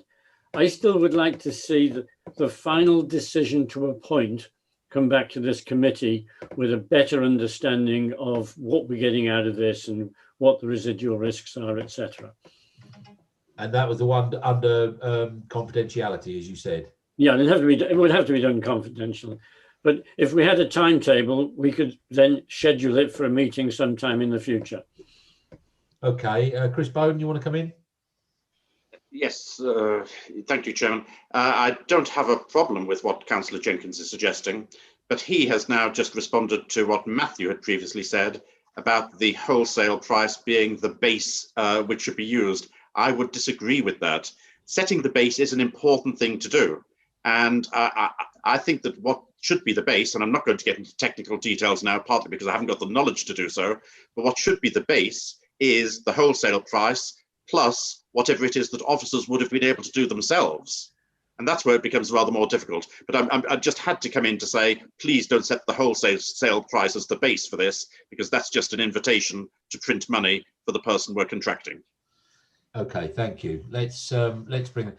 I'm going to propose then that we add a recommendation D, which is that the decision to appoint at the end of this process comes back to C&I committee under confidential papers to move forward. Is everybody okay with that? I think I'm seeing a lot of nods and everything. So once again, sorry, Chris, you have your hand up still? Or is that a new one? Very sorry, Chairman. May I suggest rather than confidential, exempt? Okay. Thank you. That's me trying to be the admin as well as there. So Dawn, have you got that? I'm sure you have. Yes, Chairman. Thank you. Thank you. It's a fascinating 3 sets of debates this morning because there's been good debates and then we've all kind of agreed at the end of it. I just want to make sure that we're in the same position on this one. If anybody's got a reason to not accept the recommendations as we've just discussed, can you raise your hand now, please, and we'll go to the vote. I'm not seeing any hands being raised. So with that, once again, we are unanimously in agreement with the report recommendations with the addition of item D, which will bring it back to the committee. Okay. Thank you very much. Thank you, officers, as well, for presenting that. That was a good teamwork. Thank you. Going to move now on to item 7, which is the Commercial Investment Committee review of draft revenue and capital business planning proposals 21 to 26. And I'll invite Amanda Askham, please, to introduce the report. Thank you very much, Chair. Good morning, everyone. You'll recall that we brought a paper to you on the Council's business plan in October, and we had a good discussion at that committee, and we covered the context of uncertainty that's been caused by the pandemic in which we're setting a budget this year. So we've had a rather different process to our usual budget setting process. This paper takes us a step closer to setting a balanced budget, which we need to do in February, but notes that there are still some crucial pieces of information that we need before firm proposals are put to the Council, and there are still a lot of uncertainties in our budget planning process. One of the pieces of information is the detail of the spending review, and I'll hand over to my colleague Chris Mallion to update the committee on that spending review in a moment. Before I do that, I just wanted to draw the committee's attention to a number of areas in the report. The first one is on page 67 of your agenda pack in sections 3.6 and 3.7. And this area describes how we've built on the scenario modelling that was so useful earlier in the year. So we discussed that last time when we weren't sure of the impacts of COVID and we weren't sure what was going to happen in commercial markets and in all our other demand-led areas. We used a scenario base to work through what would happen if the impact was this, what would happen if the impact was that. That was very useful, but what we've been able to do in the last couple of months is take the actual data about what we've seen happening. So we're able to do more of a demand trajectory in some areas, and we've been able to analyse the impacts of COVID. So we're seeing which of those scenarios are coming true, which ones we've overestimated, which ones we've underestimated. So what we're getting to is a much clearer view of what the gap is going to be and the variables. We've also had a lot of discussion in the commercial world with our supply chain and thought about contract management, looked at how procurement has been affected and commercial markets have been affected. But we must note that there are still lots of variables in our current forecast. Many of those have been discussed in this committee over the last 9 months, and particularly last time. For example, yesterday we saw the extension again of the furlough scheme to the end of April, and we need to carry this through our modelling of economic impacts. Then we need to think about the timing of those impacts, when they'll affect our business plan, and then we'll need to carry that through into modelling of how that might affect commercial markets and some of our investments. So as things change constantly, we keep just going on the modelling and the analysis and try to bring you the most up-to-date information. So that's in that section, just shows how we've built on the scenario modelling. Then the table in section 4.6 shows the committee the funding options that are still available to the council to balance the budget. And you'll see in that section that we are still continuing to look at all those different options, to develop those, to have conversations, and particularly to lobby hard with central government for additional funding and financial flexibilities. So that work is ongoing. Section 7 then takes us, that's the general overview that all the committees get. Section 7 then takes us on to the items that are particularly pertinent to this committee. And you'll see that these items broadly remain as reported and discussed at the October committee. And the table in 7.7 again gives the detail of the savings or income generation items that need to be reversed. Some of those are temporary reversals while we work through the impacts of COVID. Some we think there's going to be a permanent impact on our income generating capabilities. And then the report ends by just stressing that going forward, we'll be looking at protecting our existing income streams. That's very important to us. Still a lot of activity around that in all areas of the commercial portfolio. We need to continue to build a pipeline of commercial opportunities. That's different from the pipeline we might have looked at before because we've got new funding restrictions. Our investments can't be made in quite the same way. So we need to think about that as part of our ongoing commercial strategy. We'll continue to support our supply chain and keep a close grip on contract management. That's very important. That there might be multiple effects of EU exit, COVID, the markets, impact on society. So we need to just make sure that we stay in very close touch with our supply chain and keep looking at that. And we will, of course, support the combined authorities' economic recovery strategy, because how well the area bounces back economically will affect a lot of our commercial portfolio, because we have kept our investments local. So we need to make sure that we support that economic recovery. Lastly from me, before I hand over to Chris, I just wanted to thank members for your engagement with the commercial strategy workshop that we had a few weeks ago. That refreshed strategy will guide us through building a future budget and a future pipeline, and we'll make sure that we continue to make a strong contribution from this committee to the council's budget and then into those essential frontline services that are funded by our income generation. So it was great to see so many of you there, and the conversation was really rich there. So thank you for that, and we'll be bringing back that refreshed commercial strategy in the new year. So I'm just going to hand over to Chris Malyon, our Deputy Chief Executive and CFO, for his comments on the paper, and then we'll take any questions that you may have between us. Thank you. Thank you, Amanda. Mine will be relatively brief. Members of the committee will be aware that we did circulate a summary of the spending review announcements that were made early in December, but we did caveat that with the fact that the detail, or the devil will be in the detail, which will be in the provisional grant settlement, which we actually received yesterday afternoon. Unfortunately, it didn't come in one go. It came in a number of strands, and we haven't yet had the opportunity to circulate to all members the consequence or the impact of that announcement on Cambridgeshire's finances. I think it's also complicated by the fact that there has been a challenge around one of the methodologies in the distribution appertaining to business rates. So that's being worked through the system, but we will be issuing a statement on a summary to all members by close of play today on the impact of the provisional settlement. In normal years, the provisional settlement and final settlement, there's very little difference between them, and it's always a good guide to what level of resources you're likely to get using the provisional data. I think because of the number of strands of this year's provisional settlement, that may not necessarily be the case, so that there may be more significant variations this year than we have seen in previous years.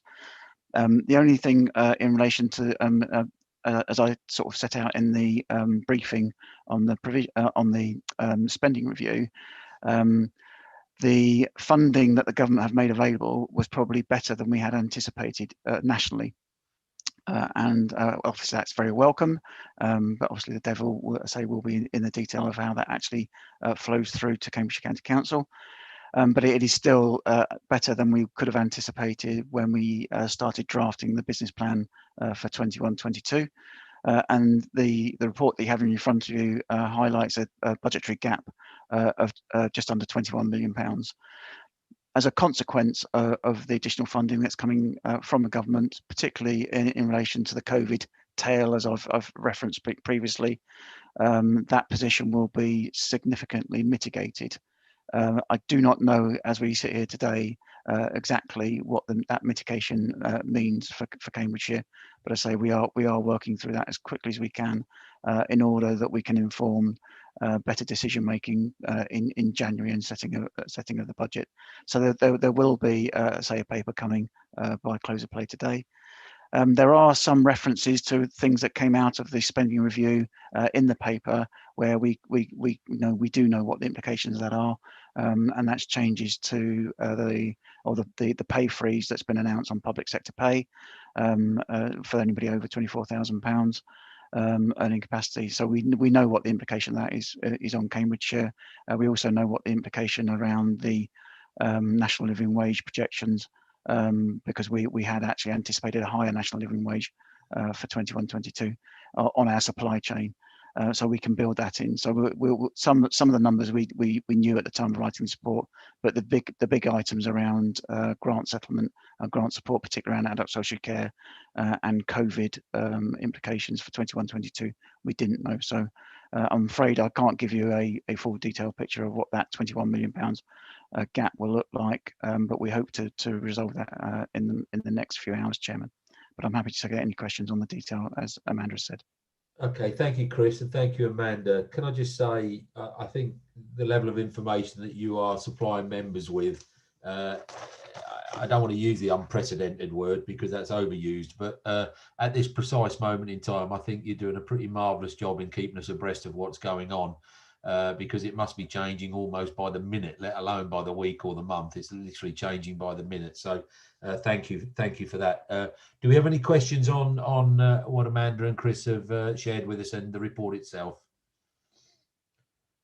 I'm not seeing any hands, so we were simply asked to note the progress made to date, next steps required to develop the business plan for 21-26, note the impact of COVID on the Council's financial planning, endorse the budget and savings proposals that are within the remit of the committee as part of the consideration of the Council's overall business plan, and endorse the changes to the capital programme that are within the remit of the committee as part of the consideration of the Council's overall business plan. Mike Shellens has raised his hand. Mike, please come in. Well, he never expected to get away with it, and he obviously won't, and others will follow in my wake, I'm sure. I wonder if there's an update on Brunswick House, Chris, because the paper was obviously written some time ago. A detailed question on page 73. I see North Angle has in the first column -2362, and in the next column -78, and I think both of those are income, and I don't understand why the sudden huge change. You say that we're having to provide rental deferments or deferrals in order to keep those who are in some difficulty are still able to do trade with us. And I'd just like to know how is that going to be down as a debtor or is that on which A&A have had some considerable involvement, or is it somehow going to be just whisked away into the balance sheet? I'll start with those, Chairman, if I may. Please do. Chairman, if I start responding to those, the first question related to Brunswick. We have, as you'll see from the report, adjusted the overall level of income expected for 21-22 from that investment. Having said that, it's in the scheme of things, it's not a material adjustment. The current tenancy levels are running at 78%, which I think is actually very positive under the circumstances. And we are, and we've engaged with our management agent to agree a promotion activity for and a marketing campaign for the next academic year. So I think we've been fairly prudent in terms of the numbers that are included for 21-22, and we do anticipate that we'll actually exceed those levels with the number of students hopefully returning to more like full capacity for that academic year. So we've been a bit prudent on those numbers.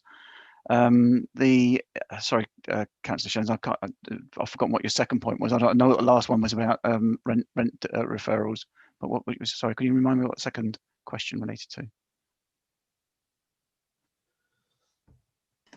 To do that, I'd have to remember what it was. I should have written it down, so that's my fault, not yours. Well, I've got scribbles here on business rates, but I suspect that will be in the paper that you referred to. Oh yes, North Angle. Oh right, so yes, you did say that. I'm not sure I can actually answer that one. I don't know if Cheryl's still on the call, but I think she's no. I think Cheryl and team have taken the right opportunity to leave us. So can I respond to the committee outside, Chairman? Yeah. I mean, are you clear on the point? Yes, I am. Yeah. Yeah, fine. Okay. And the final question was about our rental streams and whether we're showing them as debtors. I think probably a question better answered by Tony. I'm sorry to put you on the hoof here, Tony, because you weren't expecting this. But given it might be worthwhile just giving a quick overview of the tenancies in general. Yeah, thank you, Chris. Yeah, so we have an ongoing process with our farms tenants in terms of managing the rental deferrals and that pretty much business as usual. There's been a slight uptick as a result of COVID, but I think as Chris alluded to earlier, it's within sort of norms. We also have a proactive process around our commercial investments. And as we've previously reported, we are either have received the bulk of our rents or will receive those through various processes that are we're managing at the moment under the various terms. So, for example, there is a CVA in place for one of the tenants, and the council will receive a substantial sum in the next calendar year, which will cover our outstanding debts and should give us the flexibility to ensure that there's no debt on that particular property. So, it's all being managed proactively and within the sort of confines of the normal debt management processes at the moment. Chairman, if I just may add to that before, just in case Councillor Shellens will come back, we're not going to whisk it away. I think I can't remember the exact terminology, Councillor Shellens, but know that in terms of the debt is recognised on our books and therefore will go through due process. Okay, thank you, Mike. Councillor Linda Jones, please. Thank you. Could I just clarify the line that reads commercial income and contract efficiencies? We did have, as I recall, in previous years, the notion of achieving contract efficiencies in terms of the kind of procurement process. I wasn't sure if that referred to this, because I suspect the county wasn't very successful in doing that. In fact, I remember it from the figures. But this commercial income and contract efficiencies, are these only efficiencies in relation to the particular commercial contracts we're negotiating? I'm not at all clear on what that line means and why they've been put together. This is a bit of a sort of historical, as you rightly point out, Councillor Jones, historical sort of hangover. But what we're quite clear on is, given the level of contract activity within the council, there are opportunities to drive out efficiencies and better contract management. And you will be, we will be reporting to GPC very shortly about some significant success we've had on our highways contract. I'm not quite sure how to respond to the chair of Audit and Accounts Committee's laughter at the one, but we have been able to secure in excess of £600,000 on that contract through our internal audit service, driving out through some of the detail that's contained in the contract. And that principle is where we see the opportunities lying in terms of making sure we get the maximum benefit for the taxpayer from the contracts that we're issuing, because sometimes these very large contracts are managed in one part of the organisation as opposed to the people that actually procured that service, and through the passage of time, particularly the larger contracts, the driving out of the content of those contracts is often not achieved, and you end up actually paying more for what you actually procured, or you don't. More often, it's actually you don't get what it is you have procured. Can I come back on that? Please do, Linda. Please. Because I do worry about some of these large contracts, because the companies involved have got so many contracts, they're almost too big to fail, and we've seen that in previous situations in relation to large national or multinational companies that are too big to fail and have to be kind of managed by having another contract given to them. I think there are issues about the performance of some of the highways contracts, which I'm sure that probably everybody on the committee would be able to give you examples of. And I think one of the issues about efficient contract management, I guess, is about how you are able to do that. If is there a sufficiently large staff to enable that expert monitoring and oversight? And obviously I'm straying out of the area of commercial investment in the sense of talking about highways, but I'm not in terms of talking about the difficulty of effective contract management if the staff are not in place to be able to do it. So I'm really concerned about whether those savings are actually achievable. If I may butt in, Chairman, there is a significant piece of work that's already started in A&A, which is going to have a second strand added to it at its next meeting. There will be rapturous applause received by Skanska and others when this is announced. Look forward to it, Mike. Look forward to it. Okay, Chris, did you want to come back on that last point, or are we where we are? I do actually agree with Councillor Jones. I think that is an issue for the organisation, and we know when you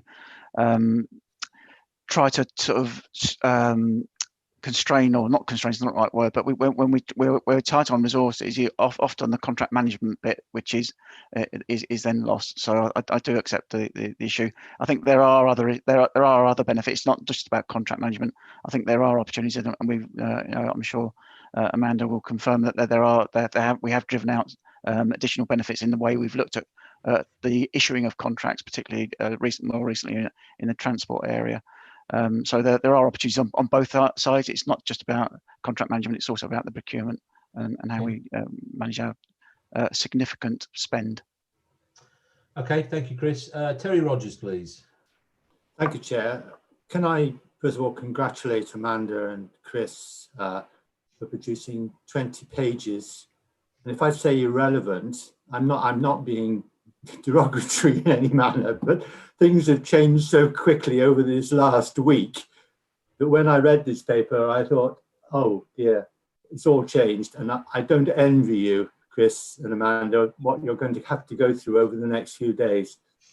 As to regard to recommendations C and D, can I again congratulate you that you've identified all the relevant changes to our particular part of the requirement and made it quite clear what we've got to do, and I thank you for that. Thank you, Terry. Well, on that matter then, we are asked, as I said, to note, endorse. You've got the recommendations in front of you. Terry, would you just remove your raised thank you? If you have a negative point or you're not going to vote in favour of this, could you raise your hand now, please? Dawn, we're making this very easy for you today, aren't we? So therefore, the recommendations are carried and noted. And thank you, Amanda, and thank you, Chris, for everything you're doing in that world. We're going to move on to number 8. We're also getting to the point where we're just about 2 hours in for those that will also log in and wait. I very due respect to two visitors today, City Councillor Robertson and County Councillor Joyceton Scott. But with the impending dreaded noon, our IT friends often throw us a bit of a tangle. So I just want to point out now that I'm going to continue the debate, but we may take a break shortly after noon, just a quick 5-minute comfort break that'll also allow us to make sure that we're still fully connected from an IT point of view. I'm sure members that are regular on this committee, when we do go past noon, will know exactly what I'm meaning. So thank you very much. So we've got to introduce Tony Cooper, please, to introduce the report on the Milton Road Library, Asham Road, Cambridge. Thank you very much, Chair. Good morning, everyone. I'll look to try and expedite this. This paper relates to a variation of the County Council's lease of the library at Milton Road. As members will probably be aware, this site was redeveloped by the Council's wholly owned property development company, This Land, and last year granted a 25-year lease to the County Council for the ground floor to operate a library, which is obviously the Milton Road Library. That lease incorporated a number of terms, including 5-yearly break clauses, which would allow the council to terminate the lease and vacate the premises should it no longer require the premises for library or indeed any other uses. This Land, as a development company, have been looking to sell the site as a whole, which is a mixed-use development with the library and residential above, as an investment, and looking from a commercial perspective to maximise the capital value, the investment value of that by securing the council's income over the longer term of the lease. So the lease currently runs to 2044, but the council has the option to break currently from 2024 and every 5 years thereafter. Which in investment terms clearly limits the security of the income stream from the council. Negotiations have taken place between This Land and the County Council to look at the value attributable to removing the breaks, which is a sort of entirely normal and commercial process of regearing leases within the world of property. And we have agreed in principle a 50-50 split of that value on the basis of removing all the break clauses. So the council will receive a premium if it removes the break clauses and secures the income, which amounts to £100,000, and This Land will be able to sell a more valuable investment. The flip side to this is, of course, the council is then tied into the lease for the entire duration of the lease to 2044. And under the current terms, the lease will be required to operate it as a library unless it is able to agree some alternative use or other format with any subsequent landlord. So it's in very simple terms, it generates a capital receipt for the council, provides a better investment sale for This Land as the council's wholly owned development company, but reduces flexibility at that site. That said, of course, I'm not aware that there is any intention to reduce or remove library capacity in that part of Cambridge at the present time. So there's a property element to this and also a service delivery element to it. But essentially, we would just be reinforcing our commitment and our tie to library provision or council provision of services in that part of Cambridge. So that is the essence of the proposal. Chair, there are 3 recommendations. We can, of course, simply refuse to change the lease and give ourselves the flexibility if we wanted to, or a variation thereupon with different financial consequences. But our recommendation is to remove the breaks, take the capital receipt and essentially commit to library and council provision at that location for the foreseeable. Thank you, Tony. Before we go into member debate, it's always particularly welcome to have the local members involved. In this case, I'd like to welcome Jocelyn Scott to the floor, and I understand you'd like to speak on this as the local member, Jocelyn. So over to yourself. Yes, thank you, Chair. there's been an emphasis on Milton Road Library as a library, and that of course is vital, and that's the emphasis in the paper. There is also mention at paragraph 1.1 of the fact that it's a library and community rooms as well, and this is a really essential point as to this particular facility for this part of Cambridge, because there is no other facility of that nature in King's Hedges, in West Chesterton, in East Chesterton, or in Arbury, in fact, which are the city wards. So I emphasise that. And I'd like to emphasise that this facility also acts as a central focus for the schools in the area. That's Castle School, the special school. There's the Milton Road Primary School. There's Chesterton Community College, and they're all served. They are served by that library and community facility. So, speaking as the local member for Arbury, I believe it's absolutely vital that this facility remain, and that I note that the expiry date of the facility has already been mentioned, 2044. Now, of course, we'd like it to go beyond 2044, and I'll come back to that point shortly. So I've emphasised the absolute importance of this facility. Now, I note that there was an offer to purchase back the building, and that was declined by the council. I note also the issue of the increase of the value to this land of getting rid of these breakpoints in the lease. Now, the value was calculated at 200,000, of which, as I understand it, the county will get will have 100,000, but I'm actually querying that amount, although I realise the committee has already approved it, because it's not only that value of 200,000, it's actually the nature of being able to sell the property and have it on the market as a much more valuable acquisition. Now, it may be suggested that... Councillor Scutts, can I just, I really am sorry to interrupt you, but I just want to make sure that we don't verge onto the world of confidentiality issues here. I beg your pardon. Yeah, I understand. I'm just very keen that we don't want to stop the session. We certainly don't want to stop your speech. So if you can carry on, but just be aware of numbers and details for those reasons, I'd be very grateful. Right, thanks so much, Eve. I take the point, but I just did want to emphasise that the council's underselling its the value to it effectively, and the value that it's passing on to this land by the third proposal, which is the one that's recommended by the report. I wanted to emphasise that there is a concern to me that in paragraph 3 of the report, which talks about the alignment of corporate priorities, and sadly I notice that this issue is still continuing in all reports that come before all committees.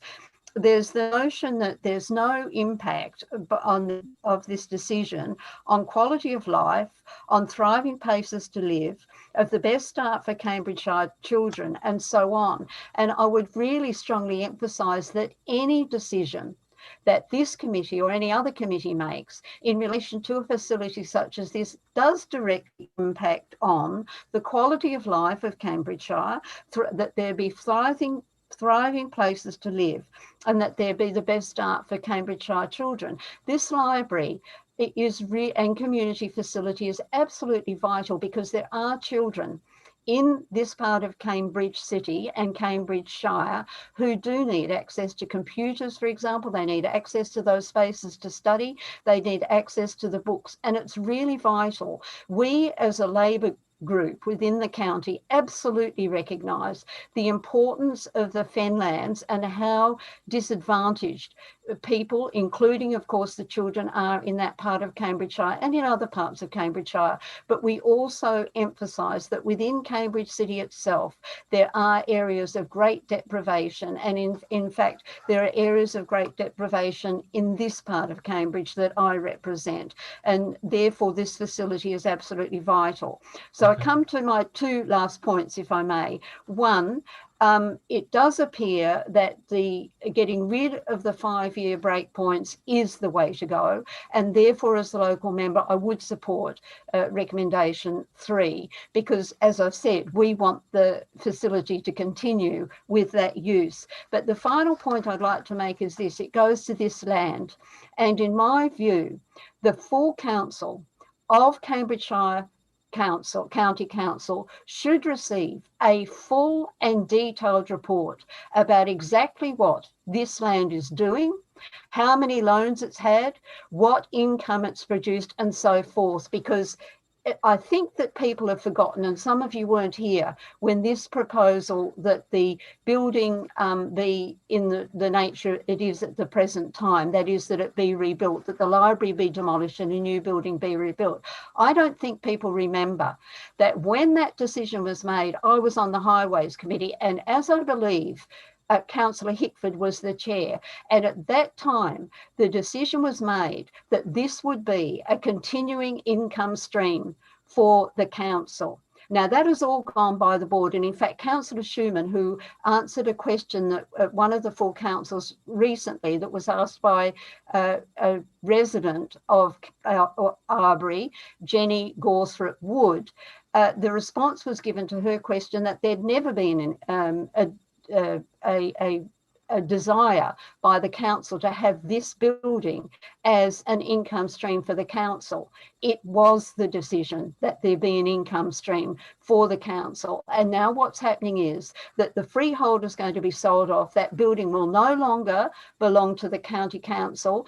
And it's because of the way that this land has been operating. And in my opinion, as I've said, and I conclude with this, the full council should receive a full and detailed report about precisely what this land is doing and what it has done and how productive it is. Those flats have remained unoccupied from May, June this year, which is 6 months of income that could have come to the county if the original decision had been retained. So I put those propositions to the committee. I thank the chair and I thank the committee for allowing me to make these points to the committee. And as I've said, would agree with recommendation 3 of the report. And I thank the officers for the report. Thank you. Thank you, Councillor Scott. Thank you.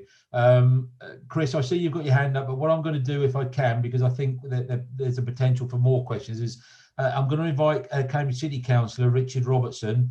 I understand you'd like to speak on the item, and you're most welcome today, as chairman, particularly of the Friends of Milton Road Library.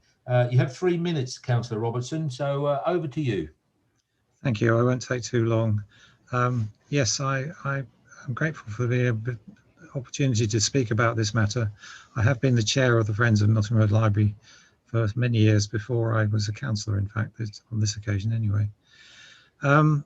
We welcome the recommendation for the lease to be extended and the breaks to be removed.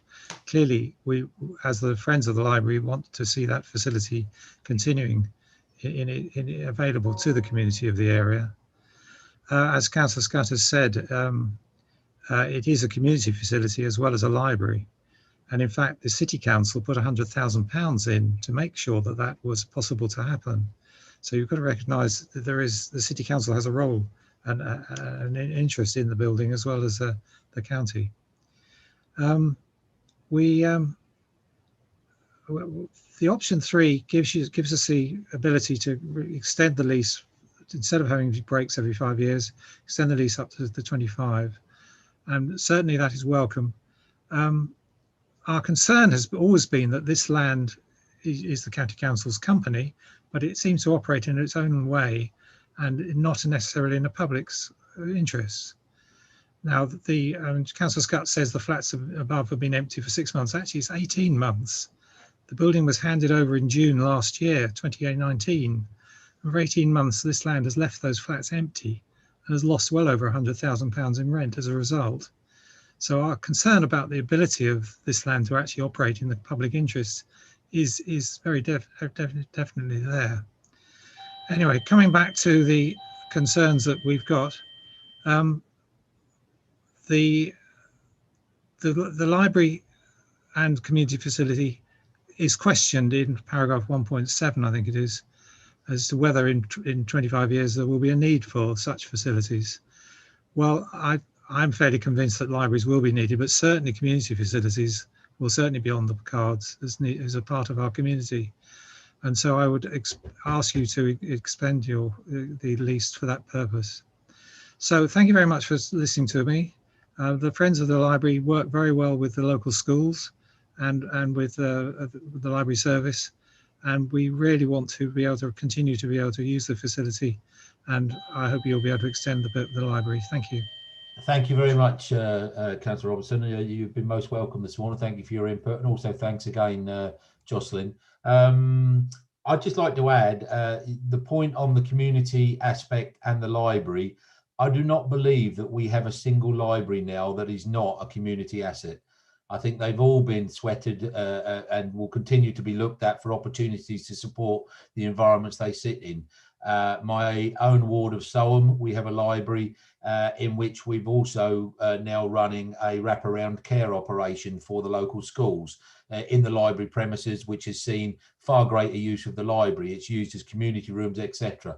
And I think actually the point that was raised by both the speakers there is very valid, and that is that you know, as far as I'm concerned, unless there is a fundamental change to the library services at some point in the future, the lifting of the adoption of this recommendation to lift the 5-year breaks is actually safeguarding the presence of the library for a minimum of 25 years. That's the way I see things.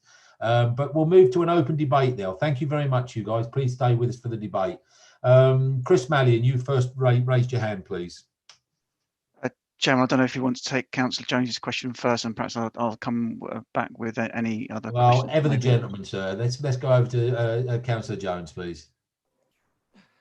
Thank you. We have discussed this before, and again, this is an issue that came up at the Leeds meeting, and I had a concern that the 25-year lease might be problematic, but was reassured, and I'm reassured again today, that actually it is more of a safeguard. Yeah. I mean, ideal though it would be to have a lease that was extended for hundreds of years, and I think we, as Councillor Robertson said, we need libraries to continue for hundreds of years. I can understand why 25 years is a reasonable length of time, some reconfiguration. I understood always that it was to be the library and community rooms, as the chair as mentioned. There are two issues going on here. One is about the Milton Road Library, but it is an example, as our visiting councillors have flagged, of the performance of this land.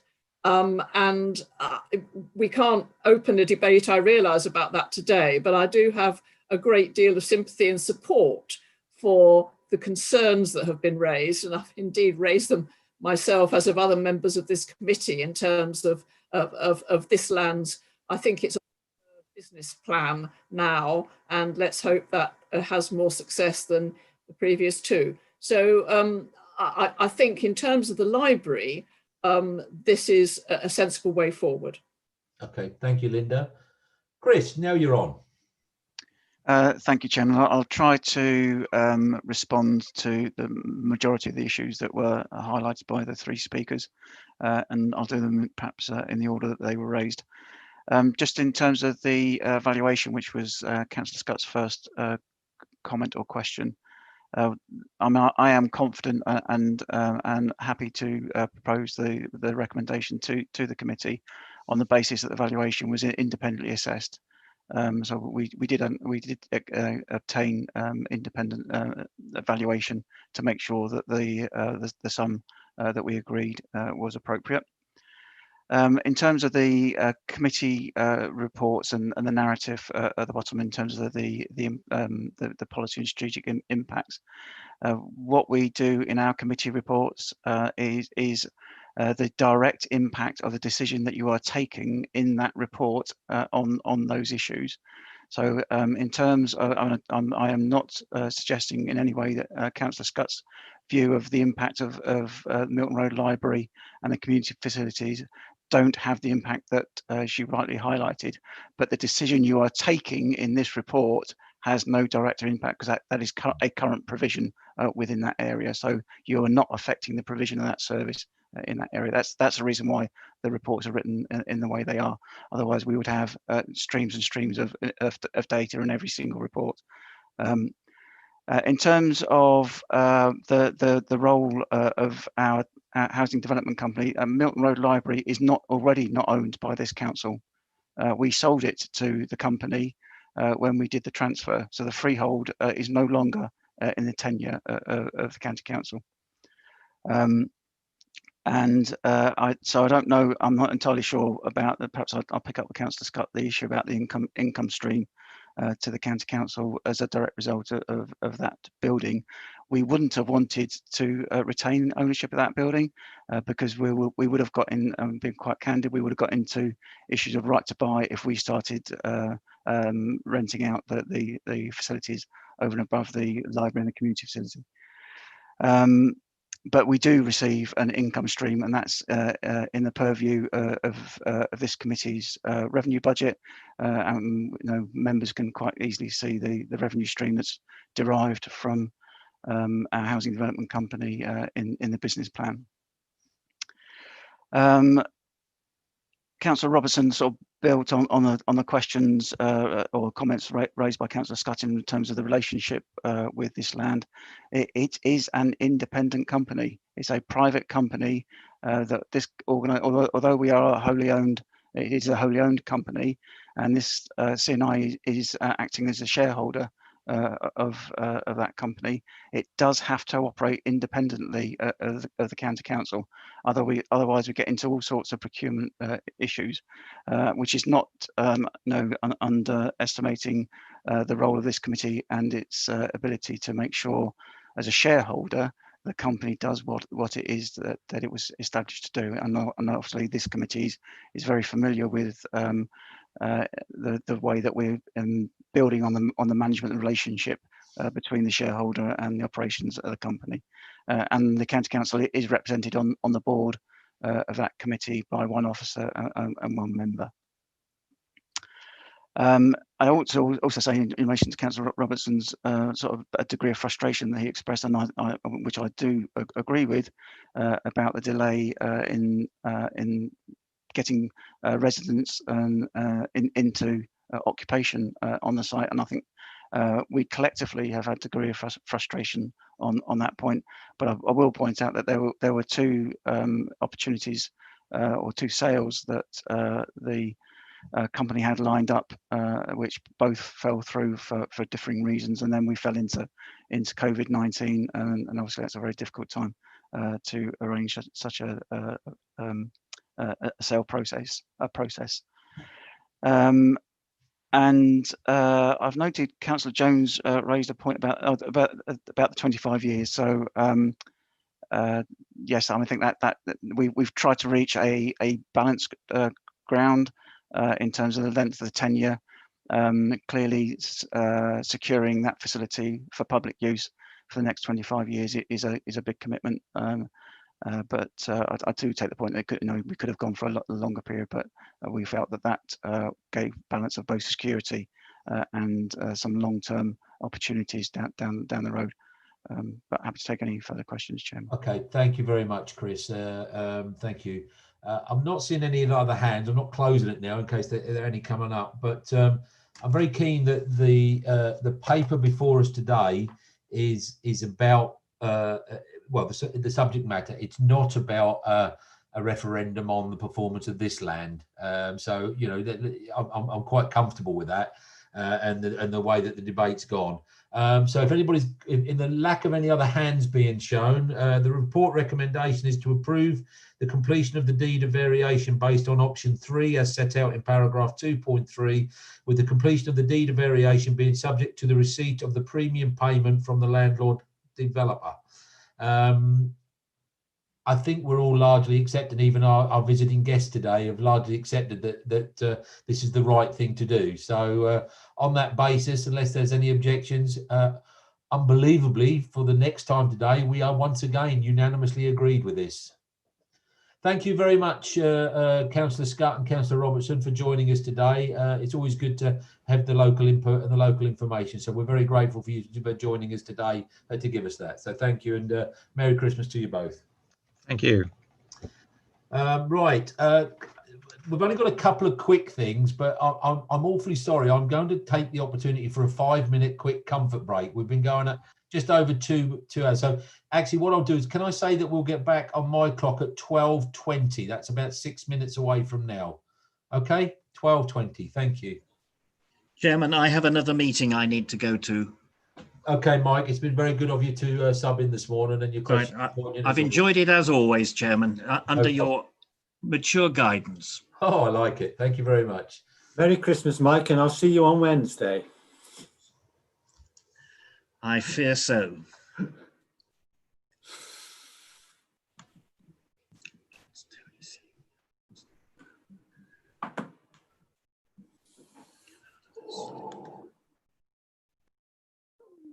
Oh dear.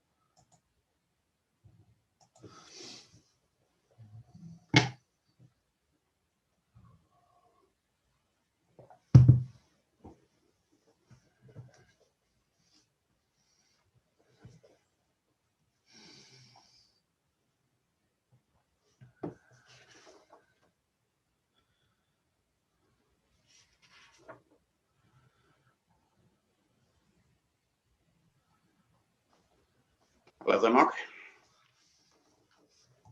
We're back, are we? Right.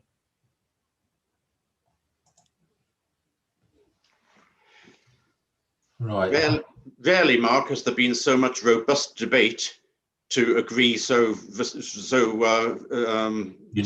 between ourselves. But it's been a really good debate on each subject. I think they've been, well, it sounds like a self-compliment, which is not intended, but I think it's a really good meeting. You know, everybody's contributing and getting the debate done.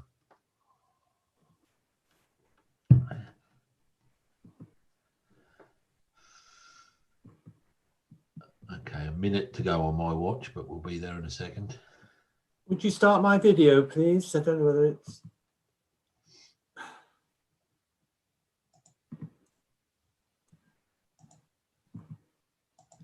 Start.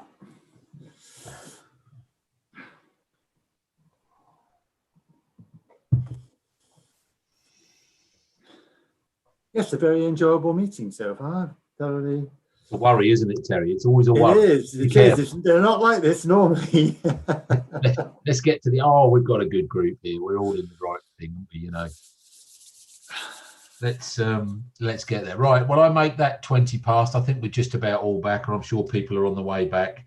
So that's going to get us round to item 9, I believe, which is the Commercial Investment Committee Finance Report, Monitoring Report. Over to Ellie. Well, good afternoon, Ellie. I was going to say good morning. Good afternoon, Ellie. Good afternoon. Thank you, Chairman. So this is the Finance Monitoring Report for October. There has been a small improvement in the forecast outturn position this month of 53,000, which puts us at a forecast underachievement of income of 2.4 million as at the end of October, which is highlighted at the top of page 106, section 1.1 of the appendix. That small improvement is made up of 2 opposing movements within the commercial activity area highlighted on page 107. So the first relates to the housing investment budget, where we are now forecasting an underachievement of income of 194,000, and that reflects the current updated loan schedule based on the 3rd construction loan that was approved by committee in October and the expected drawdown of the individual tranches within that loan. That has been more than offset by an improvement on the Cromwell Leisure Park forecast in relation to 2 units where we're now expecting to be able to reclaim the rent, in particular the confirmation of the company voluntary arrangement that has been confirmed for one of the units where we can now claim back the rent on that lease. Quickly touching on the COVID-19 table, this hasn't moved much this month. The main movement is on the property investment line in relation to that Cromwell Leisure Park improvement, which I've just highlighted. So moving on to capital at the bottom of page 108, there are 2 movements here that are being forecast, that are being reported this month. So the first relates to the commercial investment scheme line, where we had 11 million earmarked for commercial investment. Given the current circumstances, there are no active plans at this point to spend that money before the end of this financial year. So we're now reporting that underspend. And the second movement is in relation to the housing scheme again, which relates to the reasons I've already given regarding the loan schedule. We're now expecting to loan out less than £10 million less than the original forecast at the beginning of the year. And I think that concludes the main changes in the report. If there are any questions. Thank you, Ellie. Anybody got any questions on this? A few shakes of the head through no nod. So with that, thank you very much. We were asked to, let me just find this. David wants to comment. I apologise. David, please come in. I'm sorry, it's a really trivial point, but Ellie quite rightly referred to page numbers, and one of the other officers did earlier in the meeting. The complete set of papers I've got don't have the same page numbers on. And that may be because I'm working to the ones that Dawn sent around with the confidential pages bits in. So there's a bit of a hiccup with synchronization of documents here. Yeah, I had the same issue. I've had the same issue this morning. It's just something, if we can ask officers to make sure that all members are working from the same pack, because I'm sure, like everybody else, it's incredibly useful for somebody when Ellie comes on and says, please refer to page 103, section 2.3. It really, really helps. But that's no good if it's page 97 on one report and page 103 on another. I don't think it's a totally trivial point, David. I think it's one that we could do with just sharpening up a bit, but thank you for that. Okay, Ellie, I'm not seeing any objections on this. The recommendation is to note the report. I propose to take the recommendation without going to the vote. If anybody disagrees, please raise your hand. No, very good. Thank you very much, Ellie. Thank you. Very kind of you. That just leads us to item 10, which is the committee agenda plan and appointments to outside bodies. Dawn, are there any upgrades to the agenda plan report, please? Just one very minor one. That's the CAMS 2020 full business case we had down for January. That will be going later in the year, but we will be having a CAMS 2020 update at the January meeting. So for information update rather than for an action update, is that correct? Yeah. Okay. Thank you. Would any members of the committee wishing to ask any questions or make up a comment on the agenda plan, please raise your hand. Okay, Dawn, are there any outside other appointments to consider? No, there aren't, Chairman. Right, I've been waiting for this all day. So that brings me to this point, which is to thank everybody for their contribution. Thank everybody that's been a visitor here, and thank you. Oh, thank you very much, Amanda. I'm impressed. And to wish everybody, your families, first and foremost, a safe Christmas, but secondly, a very happy one with hopefully with some family members. So thank you very much. I've really enjoyed the debate today, and I think we've achieved a first where we've gone through quite an extensive agenda and every single item has been unanimously agreed. So I think that pays a bit of credit to our officers who are listening and getting things right. Thank you very much, everybody. Have a great Christmas. Merry Christmas. Bye. Merry Christmas. Thank you.